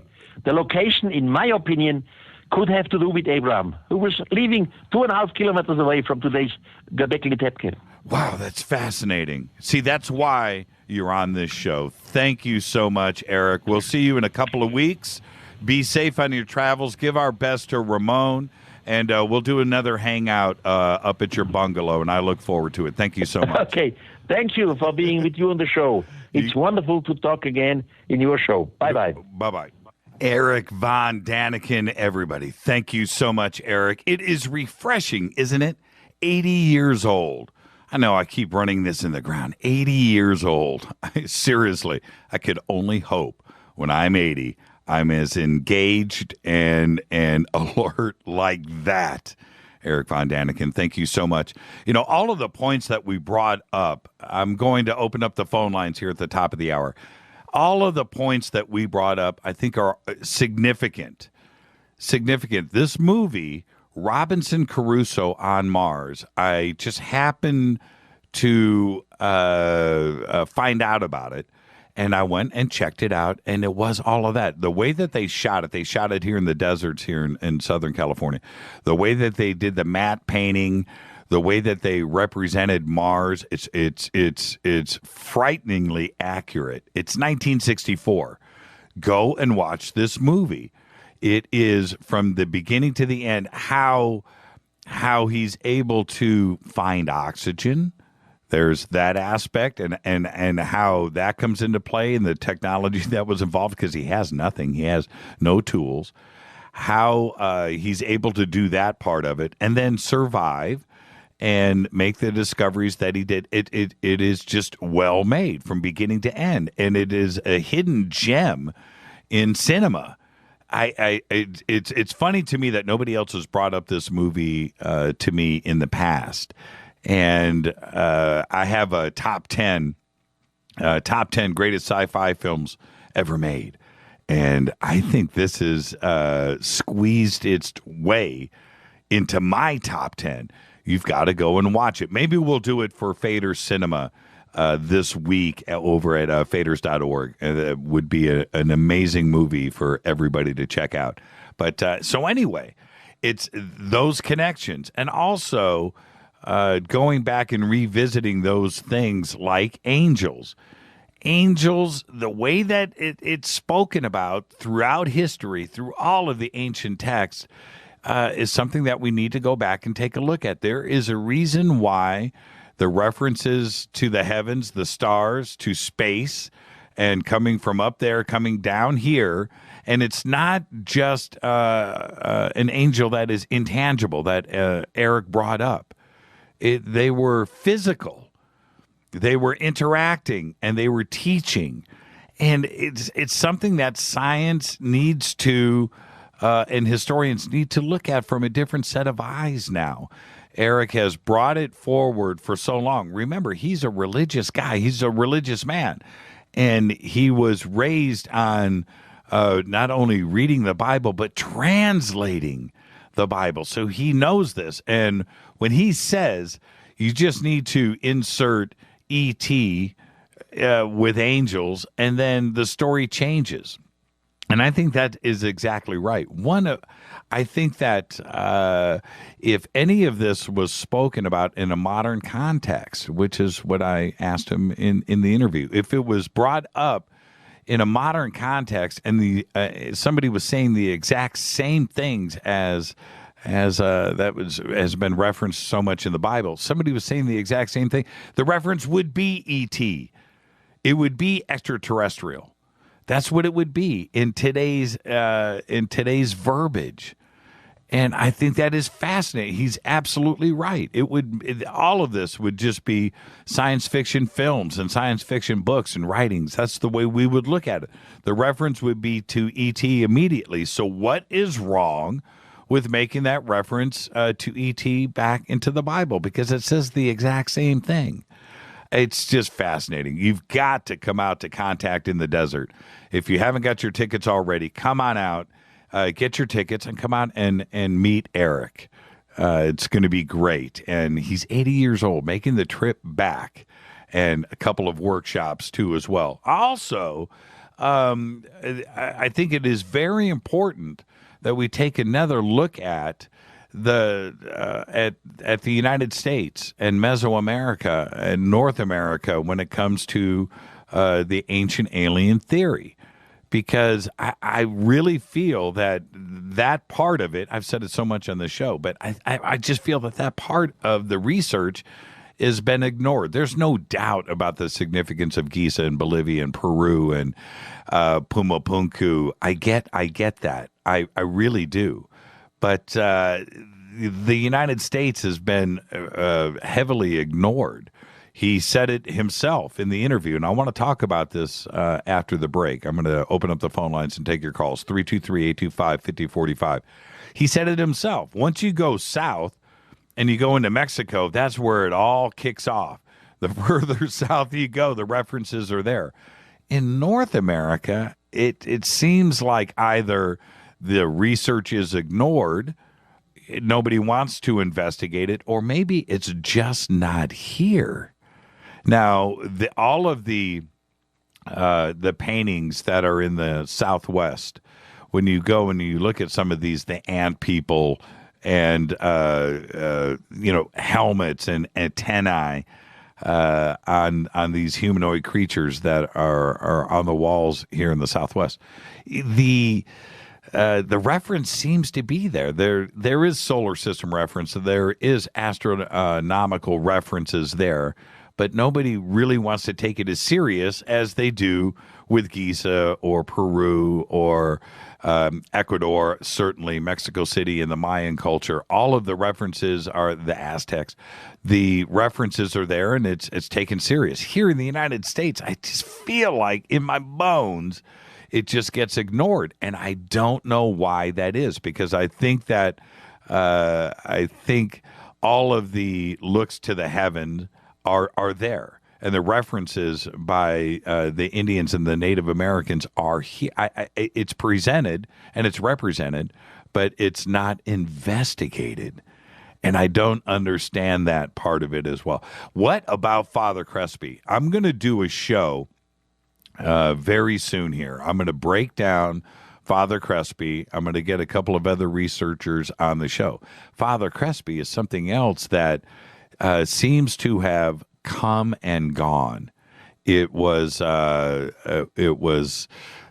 sensational for a second, and then it completely disappeared. This started in the 50s. The fire and some of the artifacts that were destroyed happened in 1962. Erich von Daniken went into the Tejo Cave in 1976. You can look at all of his photographs and his videos. You can find those online. But then after that, and then Father Crespi died in 1982. After that, it just seems to have disappeared. The cave itself is hard to get to.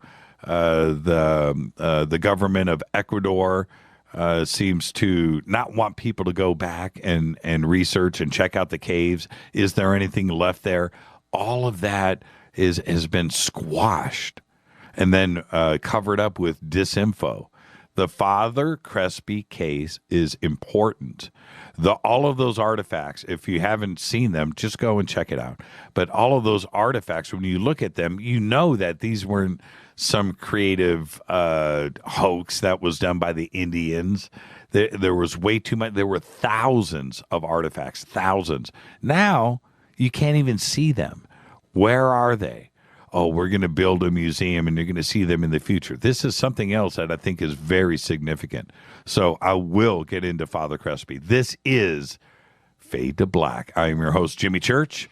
We come back after this short break. I will be taking your calls, 323-825-5045. Follow us on Twitter, @JChurchRadio. Shoot me an email to jimmy@jimmychurchradio.com. We'll be back right after this short break. Stay with us.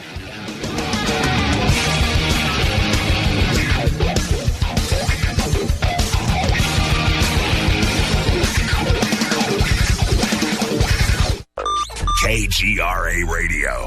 Intelligent talk. Are you a paranormal investigator, ghost hunter, or UFO skywatcher? If so, FNGinnovations.com has the product you definitely need in your investigations kit or go bag. Introducing the Morpholite Wide Beam Tactical Flashlights that put the light where you need it most. Traditional flashlights shine a focused round beam with limited line of sight in the dark. Morpholite Tactical Flashlights change all that, utilizing a revolutionary wide beam design to enable you to see safety hazards such as hanging wires and steel, pipes, and holes in the floor you just can't see with a focused round beam. In the field, where safety is paramount, a 180-degree beam increases orientation and peripheral vision in the dark. Morpholite flashlights are ideal for investigations in abandoned facilities such as houses and hospitals, factories, caves, and tunnels. Avoid those low-hanging tree branches that poke your eyes in the woods. Visit FNGinnovations.com to see a full line of tactical lights and accessories. That's FNGinnovations.com.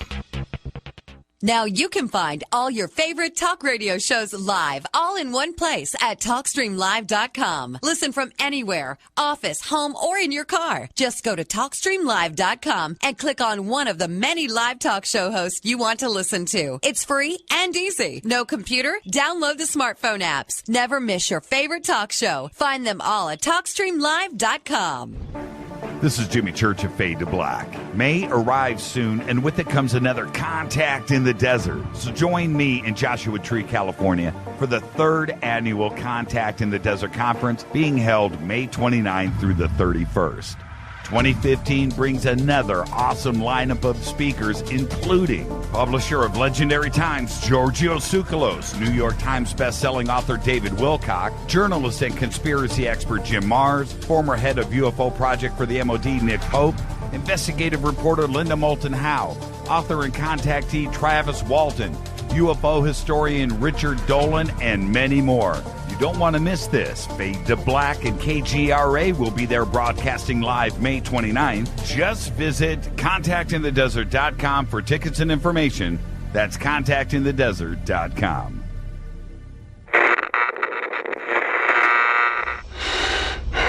You want to know a secret? I love ponies. I really love ponies. I'm serious. I couldn't stay sane without ponies to brush. Why fade to black? Because you never got that pony, damn it. This is Fade to Black with Jimmy Church on the Game Changer Radio Network and KGRA, the Global Radio Alliance.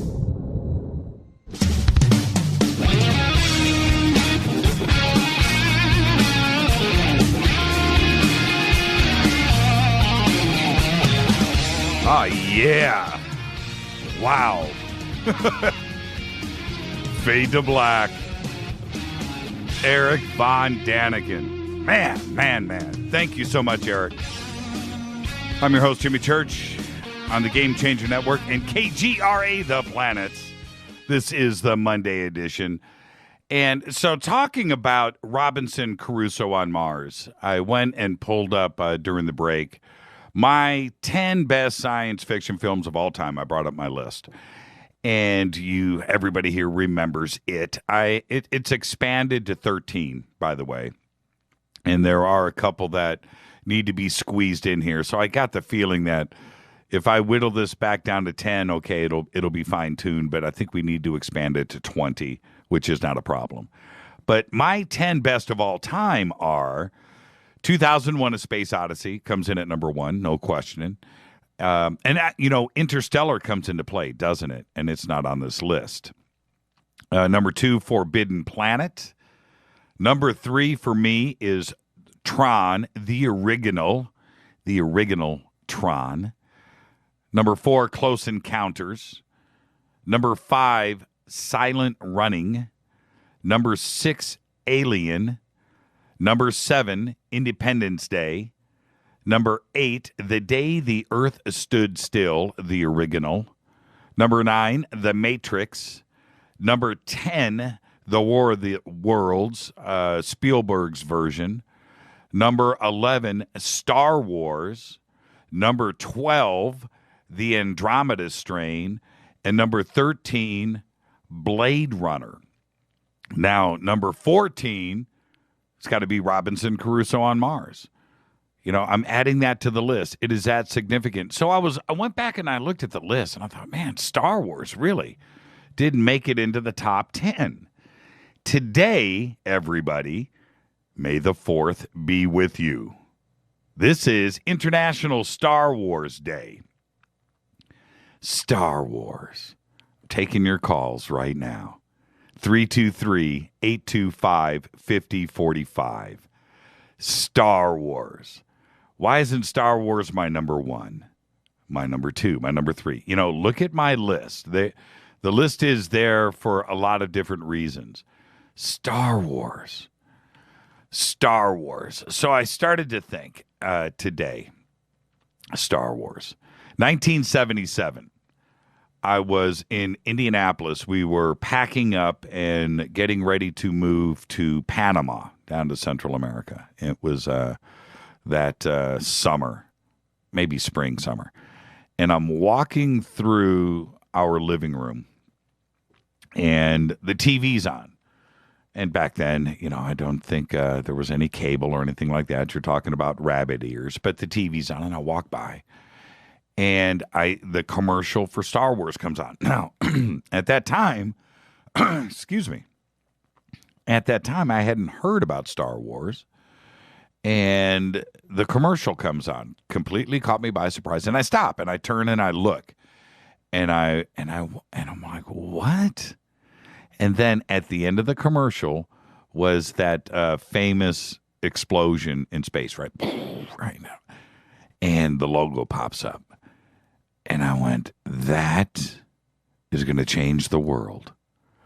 I sat down, no VCR, nothing like that existed in 1977, at least not in our house.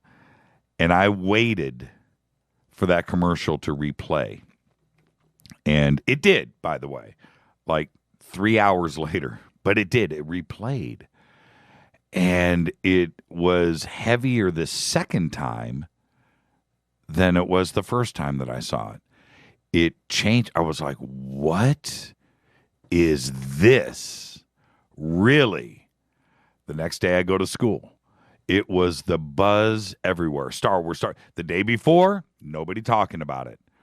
Those commercials played that night, and everybody was talking about it in school. And, of course, we couldn't wait for it to play. And so that was the first Star Wars. And today is International Star Wars Day. Let's open up the phone lines. I want to talk not only about Star Wars, but the first movie. But which one was the best one? For me, it's still the first one. I'm going right there right now. Okay, we can debate that all night long. Phone lines are open, 323-825-5045. You can also Skype in Fade to Black 14. Which is the best Star Wars movie? And I'm going to go out. I'm going to put my chips all in right now. I'm going to tell you, all of these last three, the new versions, the all SGI, all these new ones, I haven't dug. And part of the reason for it, and I want you to go with me. I want you to stay with me. Yeah, Empire Strikes Back, Norick, I'm with you. Empire by a country mile, Jeremy? Really? Okay, I get it. I really do. I get it. The first one, though, man, everybody's going with Empire. But the new ones, stay with me on this. The audio was a distraction. The sounds of the different spacecraft, the sounds of the fights, there was too much attention to the audio and to me, and it was repetitive and it was droning and it affected my brain, and I wasn't able to concentrate and follow storyline. And it was a strange thing for me. And I went back and I rewatched and I had the same problem. I figured out what the problem was, which was it was the audio.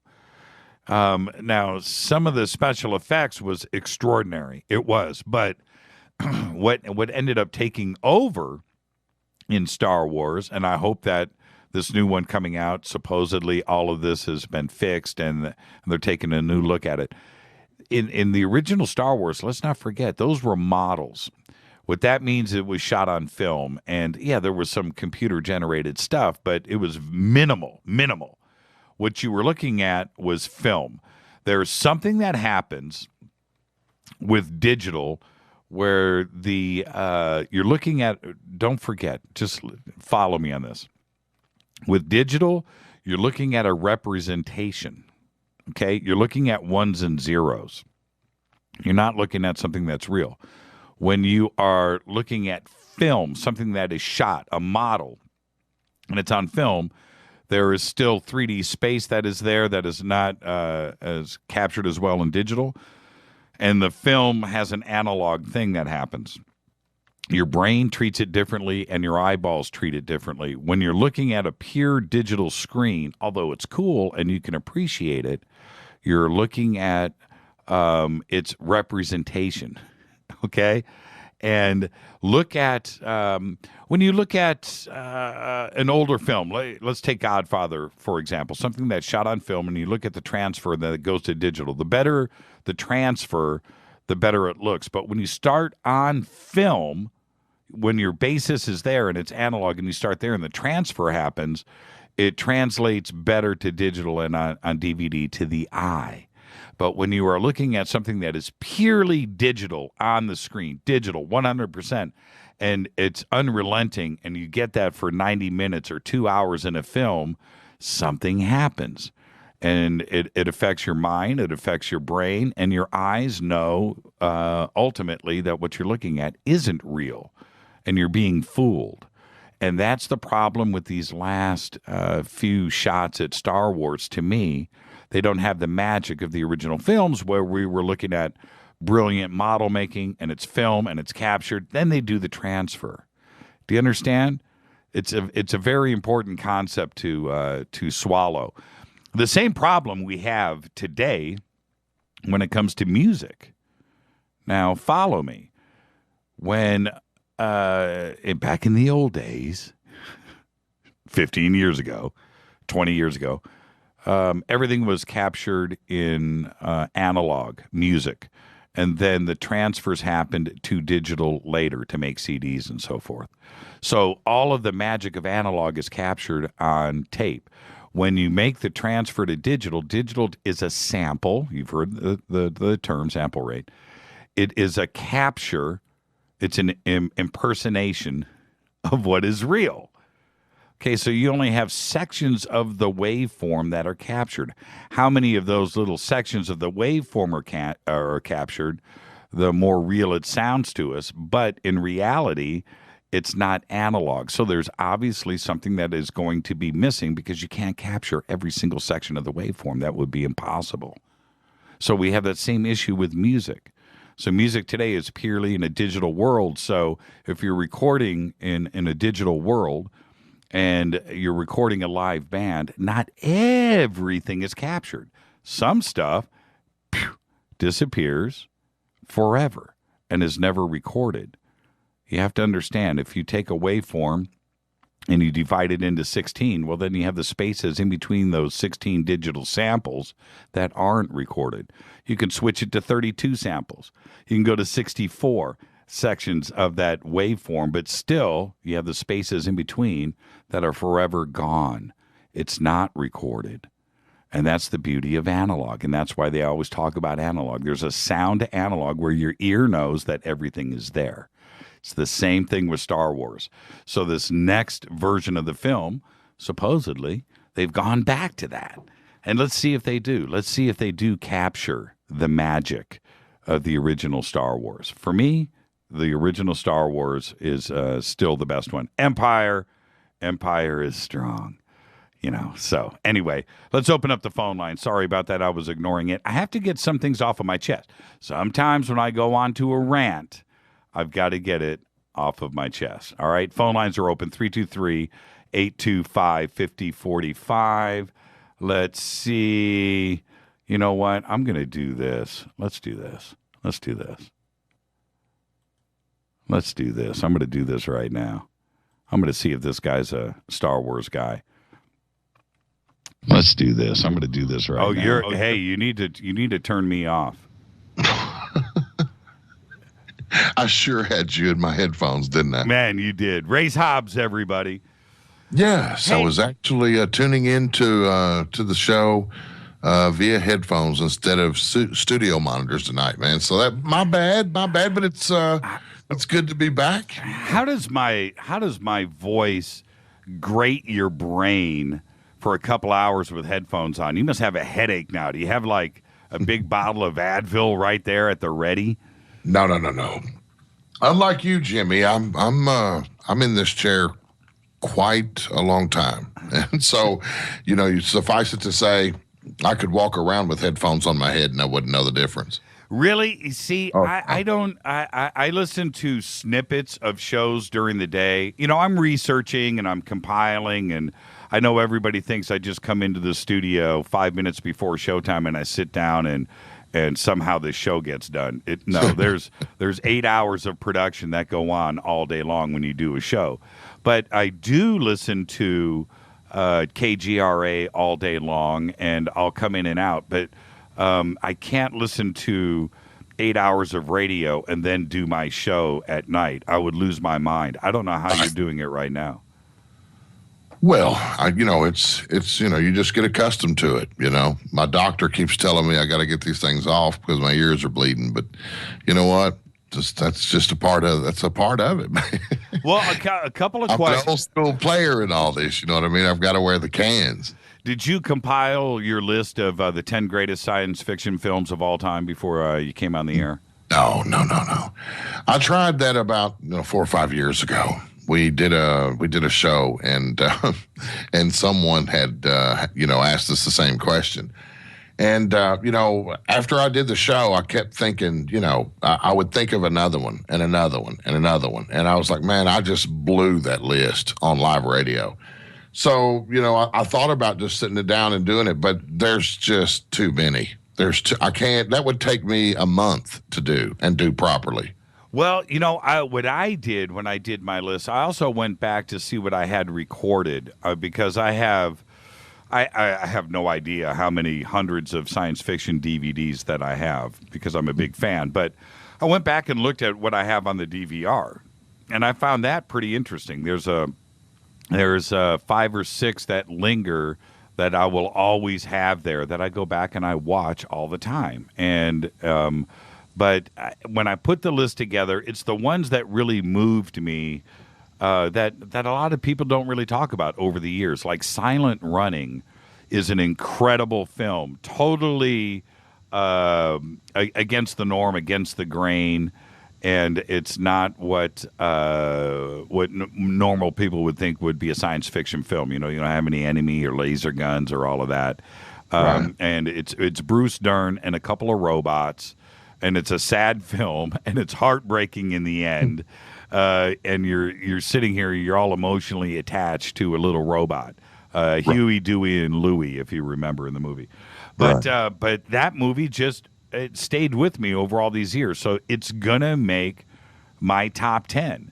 But Star Wars was not in my top 10, and I just found that strange. Why wouldn't it be? So I had to go back and look. I'm not gonna take some of these movies off of my list to make Star Wars fit. Isn't that, is it sacrilege? Is it blasphemous? No. It's more simply timing. It all depends on the time that you're asked what are your favorites. Because I guarantee you, if I'd asked you this in 1979, I know what your answer would have been. Star Wars.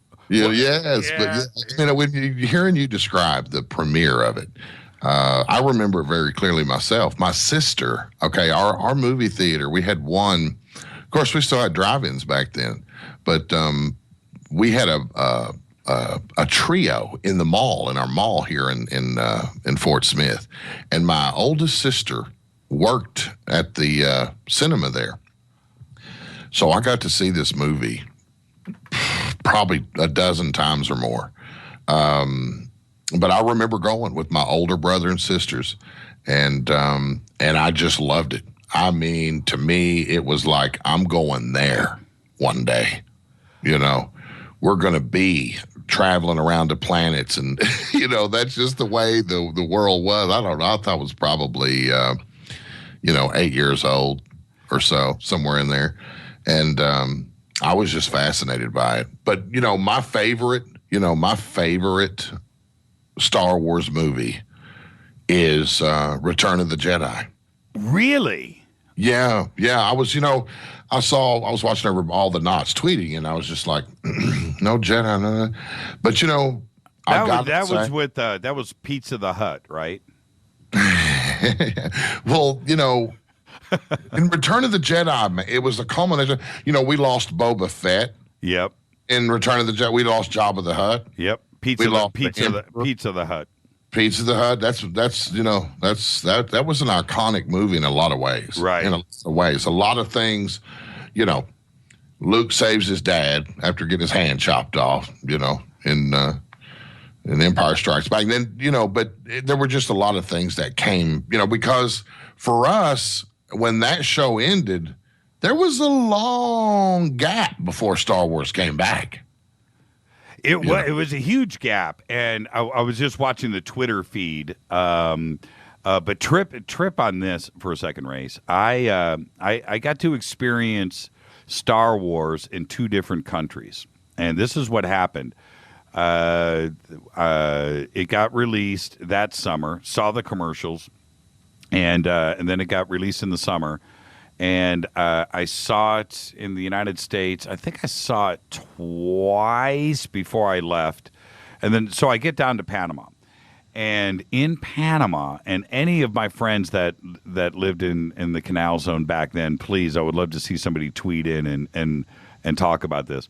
It played in Panama because we only had like 3 movie theaters in the Canal Zone.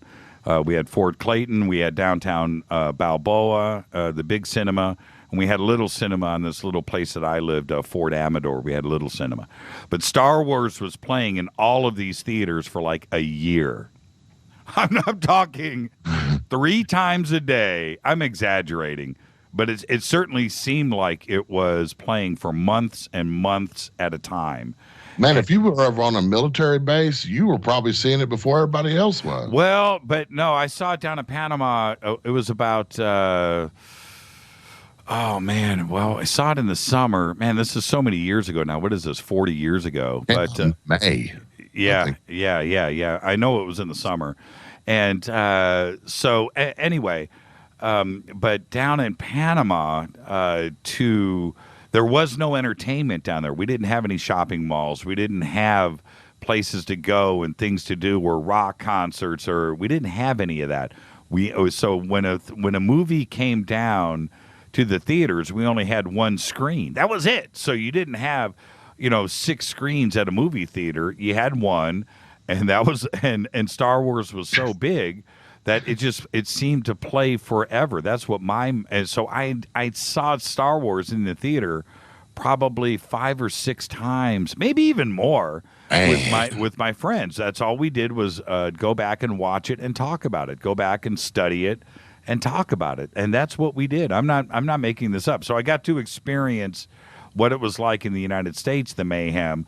But I think outside of the United States, it was as crazy or crazier than what was going on in the United States. If you can imagine that. Internationally, it was just huge. It was huge. Oh, I can imagine. I mean, I know, but the entire storyline behind it was really my first storyline experience, because Star Trek really wasn't like that. They started making motion pictures, but that was really my first experience with an opera-like film, and I still love it to this day. And I'm taking the bird to go see the Marvel Comics movie on Friday, because I love that stuff, man. Still 46 years old, and I still, I'm still rocking the Transformers and all that. Yeah, my niece was here over at the house yesterday. And she comes in, she goes, yeah, me and the girls are going to go see Age of Ultron. We're going to go get us some Thor. And I was like, does your husband know what you're talking about? Oh, yeah. He knows about Thor. Anyway, phone lines are open. I know everybody wants to just kick back and listen to Race shoot the doo-doo back and forth. But I really want to know the impact of Star Wars on everybody, because for me at that age, it was the right thing at the right time. I don't know, Race. By the way, 323-825-5045. And I'm running, Race, I'm running some software here, and I don't know if I'm going to have some issues. So that may be... hey, whoa, text me and let me know if calls are coming in the other studio. I might not be seeing them in here. So if that's the case, I'll go to break and I'll fix things. Anyway, that's a long story. People don't need to understand, but I get automatic updates on my phone software here that I can't stop, and it just irritates me. And then it stops one screen and incoming calls on that computer. And Rita can see it in her studio, but I don't see it in here. And I've got to get this fixed. It just irritates me. Anyway, 323-825-5045. It was the right time. I don't know if Star Wars would have impacted me if I was 10, like it did. I don't know if it would have impacted me if I was 20, but I was 14, and it hit me right between the eyes. I got it. I got it from the word go. I understood it.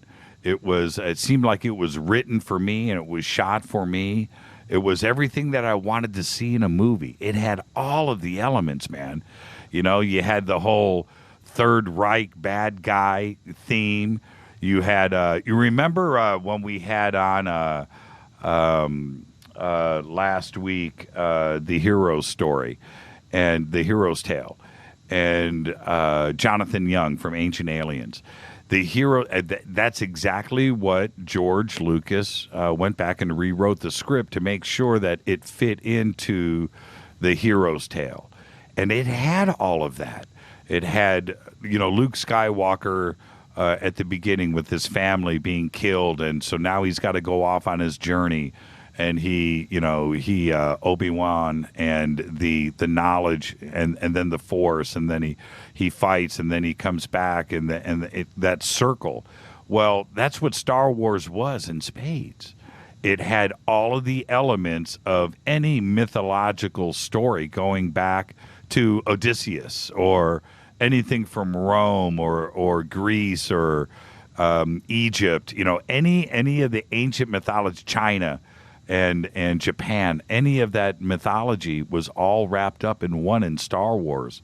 And it was set in the future, but it grasped everybody's emotions. Did it do the same thing to you? Oh, yeah, absolutely. You know what I was doing here while you were just talking about that? I was just thinking, what other movies came out in 77, Jimmy, that could have dethroned Star Wars. So I just reached over and I tapped on the old Google, and I didn't even realize it. It's Saturday Night Fever? I was going to say that. But Close Encounters of the Third Kind premiered the summer of 1970s. It actually didn't come out until November. But the one that really I don't remember, because I didn't watch it when it premiered, but I saw it years later on HBO. Awesome movie called The Car. The Car? You remember that movie about that black, it was like a 55 Chevy or something, man. Are you talking about Christine? No.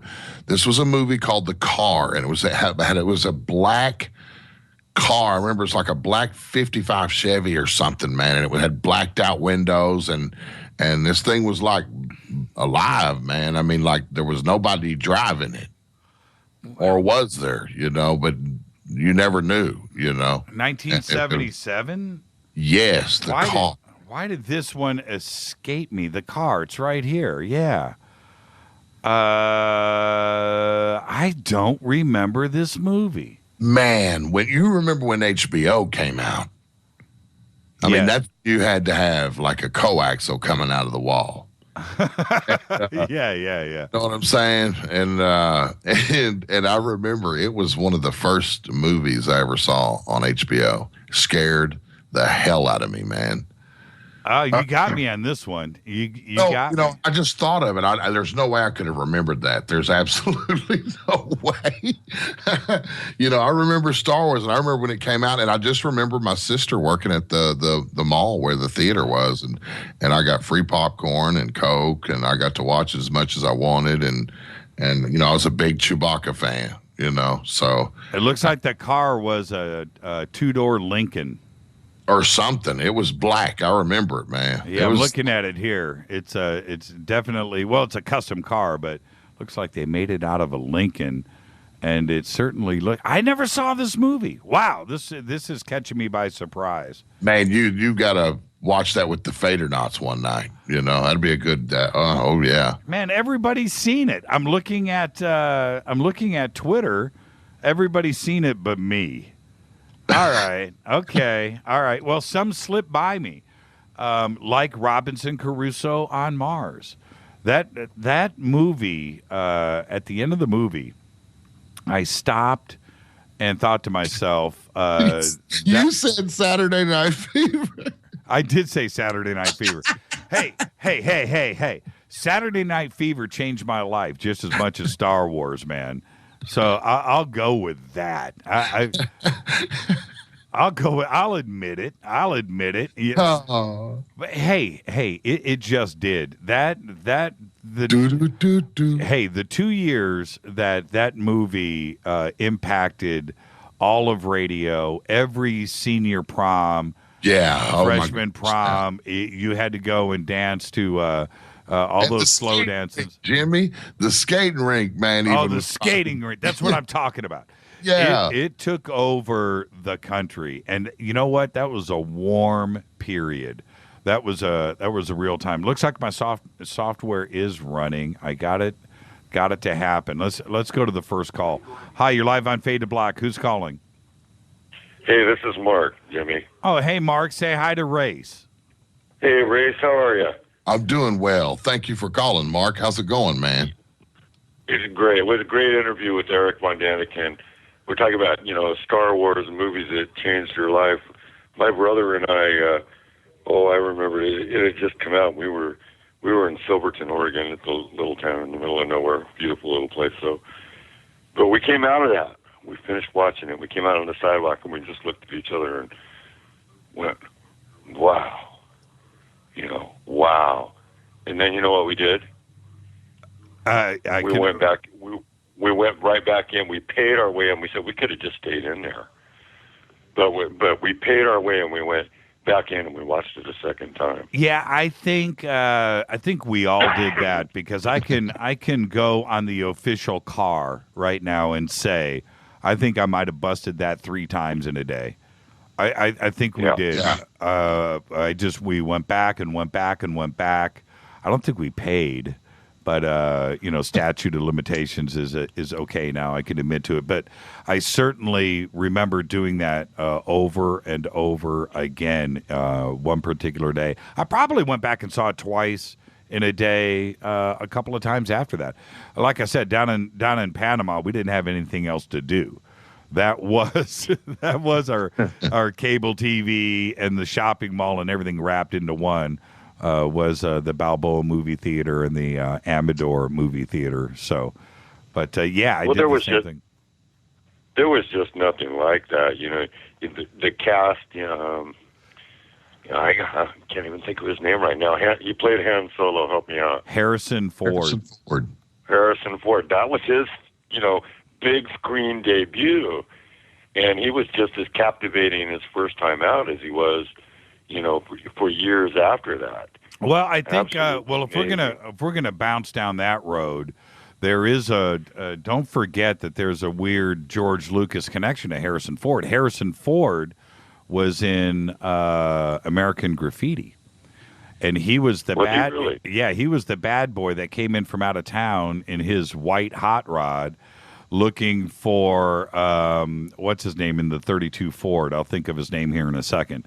And so Harrison Ford was like, hey, where's I can't think of his name. I watch that movie all the time. That's also on my DVR. But but George Lucas directed American Graffiti. And was Apocalypse Now, was that before Star Wars or was that after? I didn't see it until after. I think it was after. I didn't.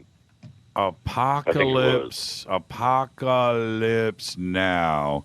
Somebody get me that date. Apocalypse Now. Let's see. Everybody always quotes the napalm from that, but I remember Marlon Brando. The horror, just the horror. The horror. The horror. The way he said that. Oh my God. 79. You were just like was right it there. 1979? You became an instant psychopath in 5 seconds watching that. Yeah, 1979. So, Harrison Ford's famous scene in that one was when they exterminate with extreme prejudice. And they had those nasty shrimp with the head on it. Remember that? but I want to ask you, Mark, really quick. We're heading towards a break. The impact of the commercial. I'm serious. That the first time I saw the commercial and that explosion in space. The Death Star exploding, right? Did that? The planet. I don't know if it was that or if it was just one of the X fighters, but it was just like this explosion in the middle of blackness. Did that impact you like it did me? It stopped me in my tracks. I thought that I'd never.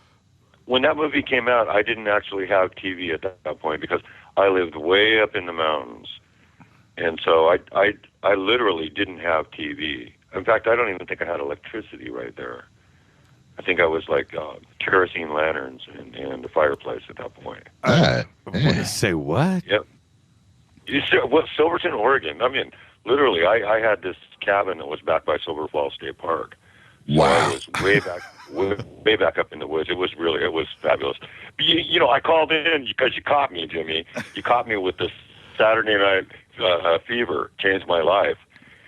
And I was wondering, did you go to the shirts with the wide collars? Was that the big move away from the bowling shirt? Somewhere online, it was on Facebook, one of my friends from Panama posted a picture. I wish I could go back and find it. Posted a picture of four of us, which would have been 78 is my guess.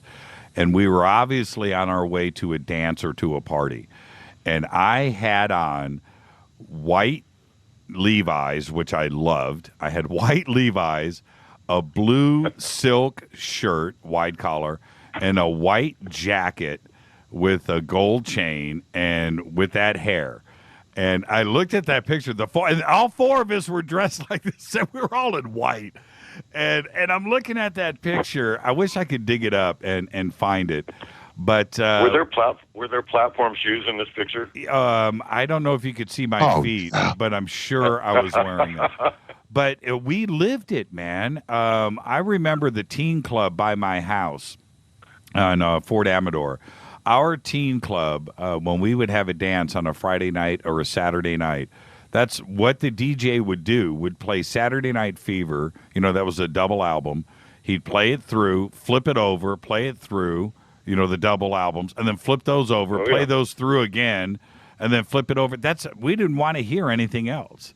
It was. That's all anybody. That was all that was on the radio for a year, for a good year. It's funny. This is you'll have to ask Rita about this race. It was this was about 6 months ago, and it was late at night, and we had just finished the show. We get back to the house, and we were flip on the TV.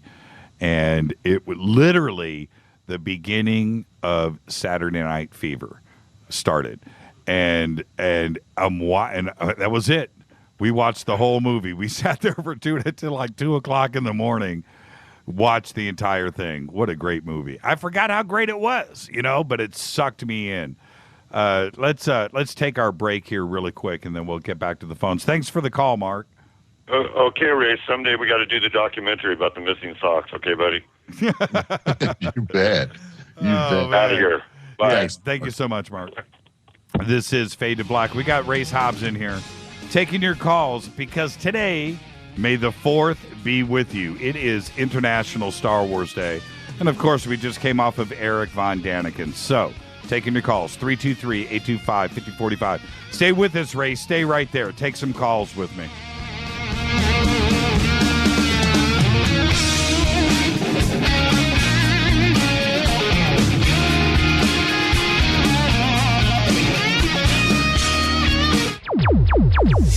Despite popular opinion, reading a book will not make you smarter. But listening to Jimmy Church will. Attention, all Fader Knots. Studio Dome has a special deal on their SD1 Bluetooth speaker. Just go to jimmychurchradio.com, click on their banner, enter the promo code Jimmy, and you get $40 off and free shipping on the SD1. It's voice activated, comes with a USB antenna, cables, and a carry bag. Never listen to your phone, tablet, or laptop speakers ever again. It's the only way to listen to Fade to Black. That's jimmychurchradio.com, Studio Dome banner, promo code Jimmy. Go Beckley Teppy. Erica, Brittany, Gabby, and you're listening to JimmyChurchRadio.com. The station that talks the net. KGRA Radio. This is Jimmy Church of Fade to Black. May arrives soon, and with it comes another Contact in the Desert. So join me in Joshua Tree, California, for the 3rd annual Contact in the Desert Conference being held May 29th through the 31st. 2015 brings another awesome lineup of speakers, including publisher of Legendary Times, Giorgio Tsoukalos, New York Times bestselling author David Wilcock, journalist and conspiracy expert Jim Mars, former head of UFO Project for the MOD Nick Pope, investigative reporter Linda Moulton Howe, author and contactee Travis Walton, UFO historian Richard Dolan, and many more. You don't want to miss this. Fade to Black and KGRA will be there broadcasting live May 29th. Just visit contactinthedesert.com for tickets and information. That's contactinthedesert.com. This is KJCR at JimmyChurchRadio.com.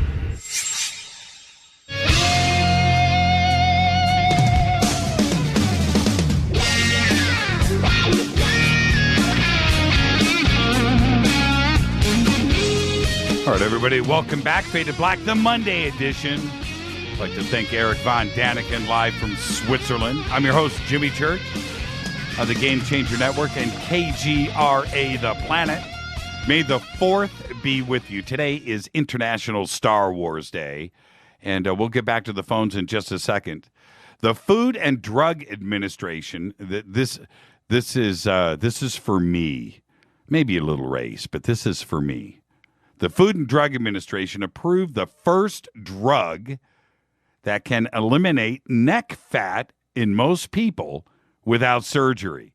The drug, known by its commercial name of Kybella, is a deoxycholic acid made by California's Kythera Biopharmaceuticals. This is the same acid in your body that produces its ability to help it absorb fat. It takes only a few minutes for a licensed dermatologist to inject it under the jawline right into the fat tissue. The drug immediately goes to work, destroying the cell membrane of what doctors call submental fat, causing it to burst and to go away permanently. Hey, Race, you going to go get a shot? Race?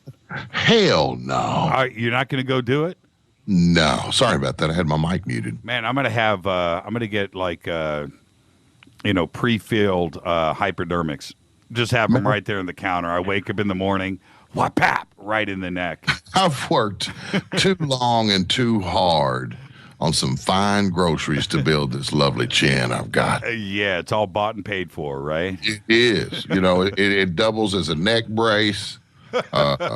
There's no cold wind blowing down your neck.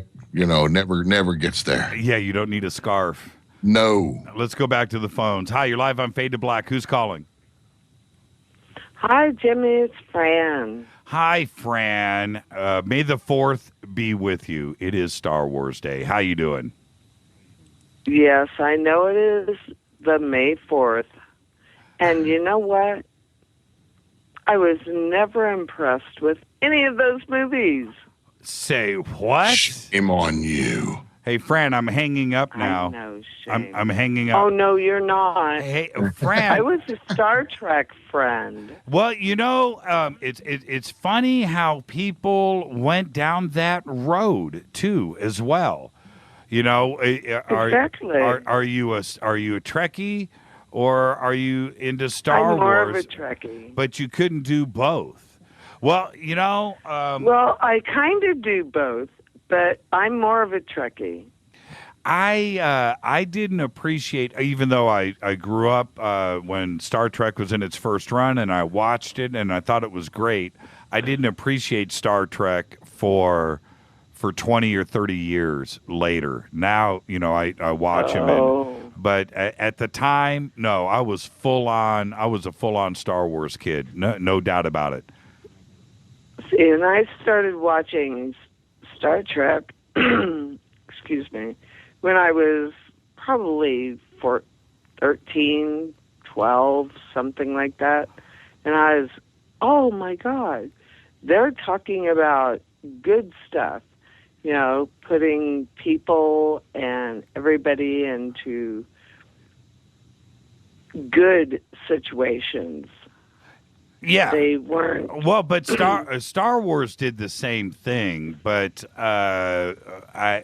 it was just a different appeal. It was amazing to me how many of my friends said, "No, man, no, I'm a Star Trek guy. I'm not a Star Wars guy."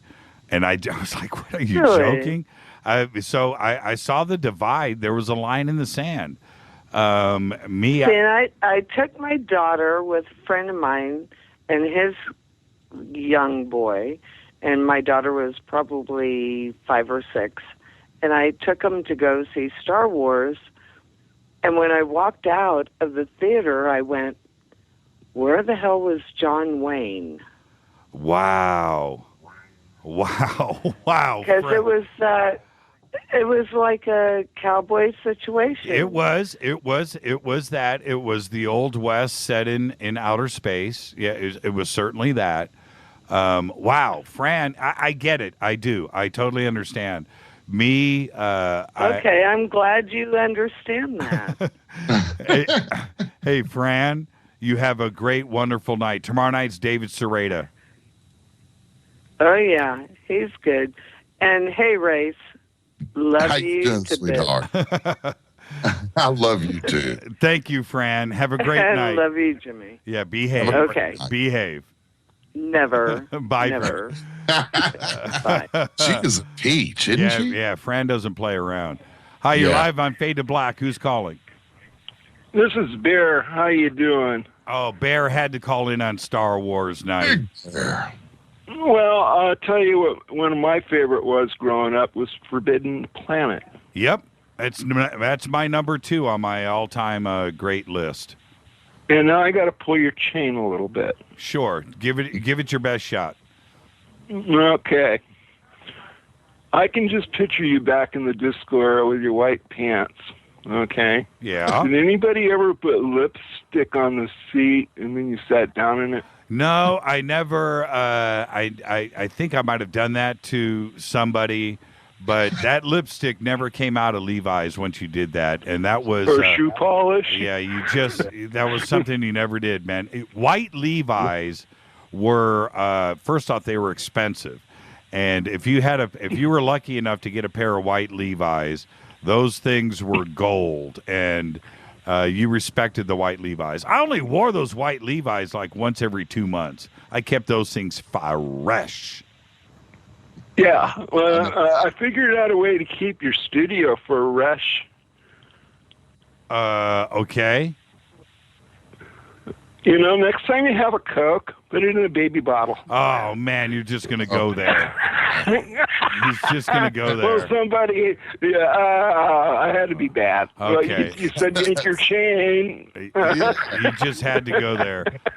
Well, everything is dried out here. Hey, Bear, really quick. Today's International Star Wars Day. Do you remember that commercial that Star Wars ran that summer in '77? Did it stop you in your tracks? Yeah, it was like, I go, whoa, that's cool, man. So, but I waited a while before I went to see the first Star Wars. But, you know, it was big, you know, I go, hey, that's pretty cool. Well, yeah. Somebody just tweeted, I think it was Gabriel, he said, would that explosion in the commercial really happen in space? And it's kind of funny, it wouldn't, obviously. The explosion would be about a nanosecond long because it would compress back into nothing, right? That's it. It's a vacuum. So you won't hear it, and you wouldn't see it. You're not going to hear it, nope. Yeah, you wouldn't hear it, wouldn't see it, but it well, you'd see the plasma, if there's any plasma coming off of it, because that produces light, but you wouldn't hear any sound. No, there wouldn't be any smoke, and you know, there wouldn't be any fire. You know, there's no oxygen, so all of that, it would just be, you know, what would happen?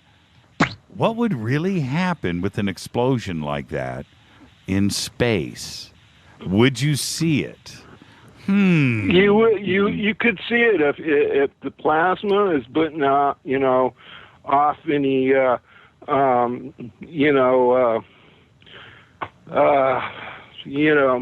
the gases are putting off any photons. You'd see the photons coming off of the explosion.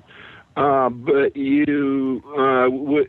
you got, you know, any kind of percussion, would be from particulate matter from whatever blew up, you know, as far as debris. You would see sound you would not hear. You would see you would see one frame of it. You would see one frame of it in the movie. Blip. That's what you would see. It would come and go.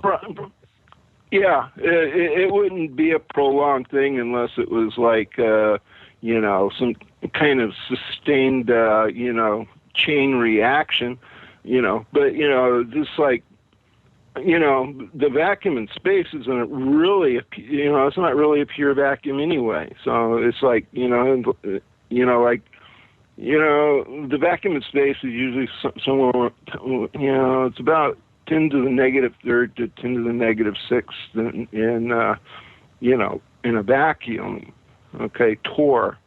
Some of the conditions I used to work with were, vacuums down to into the negative 12th torr, okay, which is really pumping it down. So. Okay, you're getting way beyond me, but I'll say this: it sounds like what Bear is saying, that if we actually saw a battle with the X-wing fighters and the dark side, if we actually saw that in space, the real deal, it would be boring. Pretty much. You wouldn't see anything. I had to go look up the commercial. I forgot. I tried to peer through the malted hops and bong resin, and it just wasn't working. So, but once I watched it, I can remember like Princess Leia and Luke swinging across that thing, and and I remember thinking how big Darth Vader looked when he held that guy up by his throat. I remember thinking that. I do. Right. Oh, he just looked huge. He's a big tough dude, man. Yeah, he was big. And then, of course, Bigfoot was in it, You're wondering what these characters are, C-3PO and all that, yeah. As a little kid, and I had all the toys. Oh, my gosh, I had the Land Speeder, TIE Fighter. I had the 15-inch dolls and the little bitty ones. Hey, you just reminded me. We got to do this. You ready? Here we go. 9 out of 10 geneticists agree. Fade to Black is not your father's radio show on the Game Changer Radio Network and KGRA, the planet. And somebody would be freezing their knackis off. Man, the way he says KGRA, the planet. Yeah, you did good. That was excellent. Man. Speaking of father, there was another movie that came out, guys, in 1977 called Old God. Oh, yeah, that was a great movie. John Denver and George Burns, right? George Burns. And I remember that movie coming out and seeing that movie. I think that was one of the ones we may have ducked off in, from working it with my sister up there on a Saturday afternoon. But I remember thinking, what a great movie that was. That was really, the message of the movie was good. And George Burns just played an excellent part in that movie. Yeah, George Burns. Man that worked at the grocery store or something. Yeah. George Burns, didn't he live to like 149? I don't know. He was over 100. I know that. Check this out. Barrett just sent he sent a top 8. Well, he skipped the middle ones. Why did you do this, Barrett? Number 1 movie, 77, Star Wars. Number 2, Smokey and the Bandit. Oh, my goodness gracious, yes. Yeah, man. You bet. Number 3 was Close Encounters. Smokey and the Bandit beat out Steven Spielberg. Now, as great as Smokey was, wow. And then number 5 was Saturday Night Fever. And then number 8, are you ready? The Wet T-shirt. The Deep. The Deep. The Deep. What was her name? Jacqueline Bisset. Bisset. Oh, my goodness. You remember the famous movie poster with her in the white tank top and the scuba diving outfit? Yes. Yes, The Deep. But Smokey and the Bandit, that's the one that caught my eye. That was number 2. There was another. You know what my favorite miniseries was? It's called Taken. Taken? What? Taken. What year was that? See, Bear is 102. So this must have been. I'm 194. Okay. Doggone, I'm going to have to reach up here and grab that thing and find out what year it actually was made. It was a TV series? Let me see if I can find it. I have the DVD series on it. Well, you got to be talking 1977, but otherwise it doesn't count. Jimmy, did you see Looking for Mr. Goodbar? Of course I saw Looking for Mr. Goodbar. I saw that movie. It was probably in the 80s when I saw it. But that was a terrifying movie. It was that 1977? It was 77. I'm looking at the list here. See, okay. Oh, hold on. I found the movie or the DVD set. Let's see if it has a year on it that I can find. Okay, you got to be faster than that. You got to be faster than that, Bear. You got to be. Okay, I give up. Okay, here we go. I give up that it's a Steven Spielberg production. Okay, I have the list here. Here it is, officially off of IMDb. Number 1, Star Wars. Number 2, we should all be shot for not remembering this, Annie Hall, which I think that won. That might have won the Academy that year. That might have been Best Picture. Number 3, Saturday Night Fever. Number 4, Smokey and the Bandit. Number 5, Eraserhead, which I happened to watch about a week ago. Number 6, Close Encounters of the Third Kind. Number 7, The Rescuers. Number 8, another one, I don't know how we forgot this, The Spy Who Loved Me, Roger Moore. Number 9, Slapshot. And number 10, Slapshot was great. Number 10, are you guys sitting down? How did we forget this? One of my favorite movies of all time, period. A Bridge Too Far. My goodness. Yeah, man. Love that movie. Love it. Love it. So, yeah, it's pretty funny. Slapshot was good. Paul Newman was good in Slapshot. Yep. Slapshot was the real deal. Slapshot was the real deal. Yeah, cat's missing teeth and everything else. Yep. You gotta love Slapshot. But so 1977 was a good year for film, and if you and you look about, how many of these have spanned time? Eraserhead is one of the biggest cult favorite films of all time. Period. It's right there. Smokey and the Bandits, Saturday Night Fever. Annie Hall has fallen off the map, but at the time it was pretty significant. And Star Wars and Close Encounters of the Third Kind, The Spy Who Loved Me, Slapshot, and A Bridge Too Far. That was a hell of a year for movies. My goodness gracious. It was. That was. I'm surprised Paul didn't make it. Paul who? Paul the Alien. Paul the Okay, Bear. Remember Pull My Finger? Paul, he rode around, he was an E.T. that rode around with a bunch of guys and they went camping and stuff. Except that movie is 4 years old, Bear. We're talking about 1977. Oh, well, that's... Okay, too many Gobekli Tepes tonight for Bear. He's been playing. Gobekli I'm not Tepe. thinking year. I'm just thinking good movies. Man, Erich von Daniken, Gobekli Tepe Bear right into the ground. He tried to hang.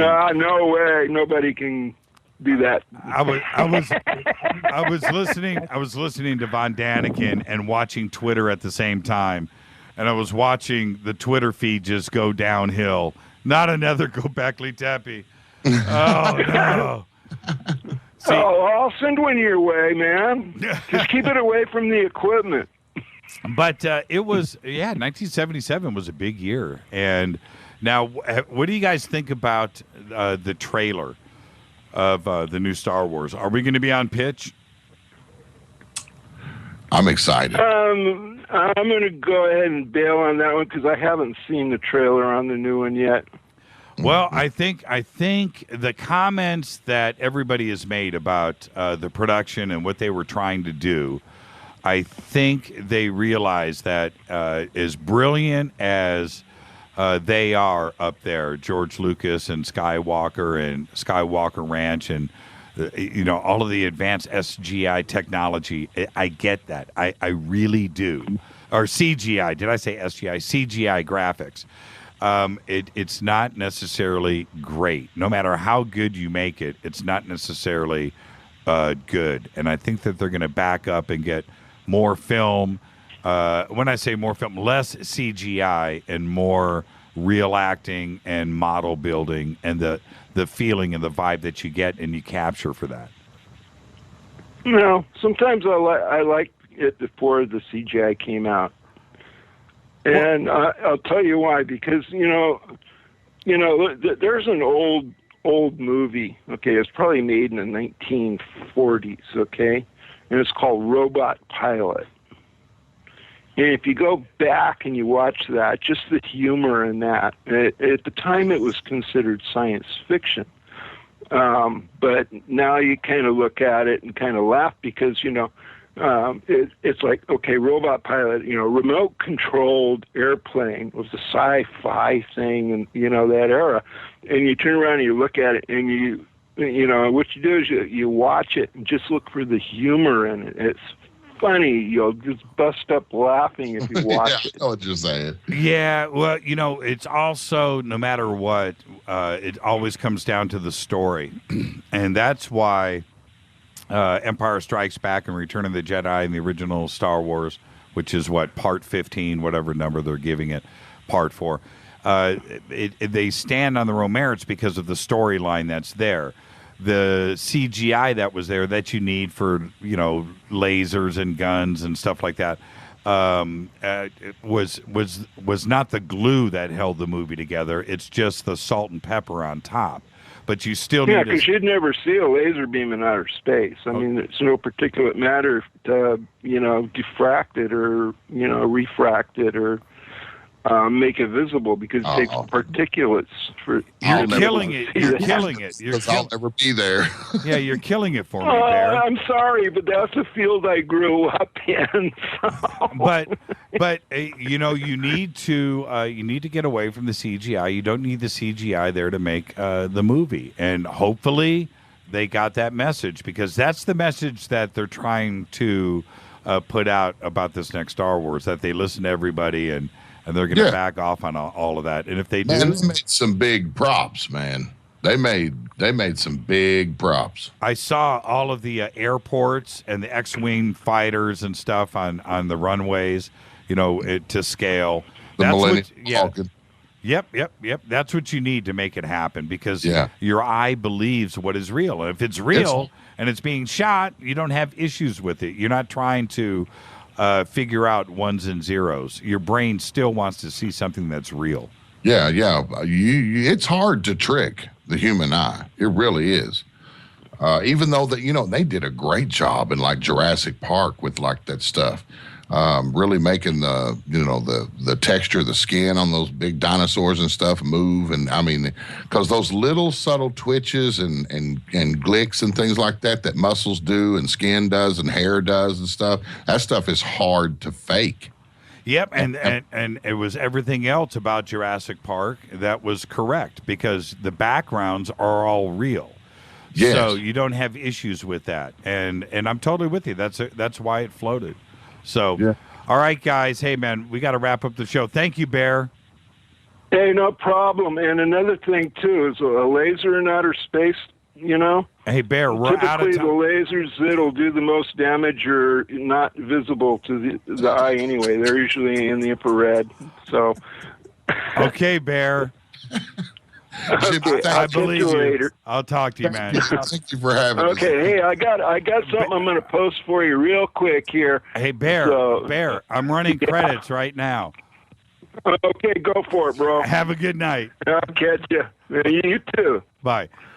Oh, man. See, you give somebody free reign race, and there you go. Well, that's just the old Bear. He's Globecki Teppy dog. Yeah, man, and he's too smart, too. See, he's smarter than us. Listen, it is a full moon out tonight, and as I gaze out the top of the studio window, I'm looking at it. So I want all the Fadernauts to go out and look at it, too. We'll all look at it together at the same time while the show goes out. What a great night of radio. Erich von Daniken was great, and you did a great job, Jimmy. Thanks for having me, man. It was a lot of fun. Thank you, Race, and I'll catch you first thing in the morning. Right on, brother. Race Hobbs, everybody. This is Fade to Black. We got to get out of here on time. I'm managing to do just that. Special thanks to Erich von Daniken, live from Switzerland. Fade to Black's executive producers, Rita Kamarian. Show's produced by Hilton J. Palm, Mark D. Kovar, LJ3, Renee, Mark Dunbar, and Jonas. Announcers are Steve Harder, Gene Vito, and Mark D. Kovar. Fady by Dale. Webmaster is Method of Signaling. Music, Doug Aldridge. Intro, Spaceboy, spaceboymusic.com. Fade to Black is produced by KJCR for the Game Changer Network. Syndication, KGRA The Planet. Tomorrow night, David Sereda, right here, live. I'm your host, Jimmy Church. I want everybody to be safe. See ya.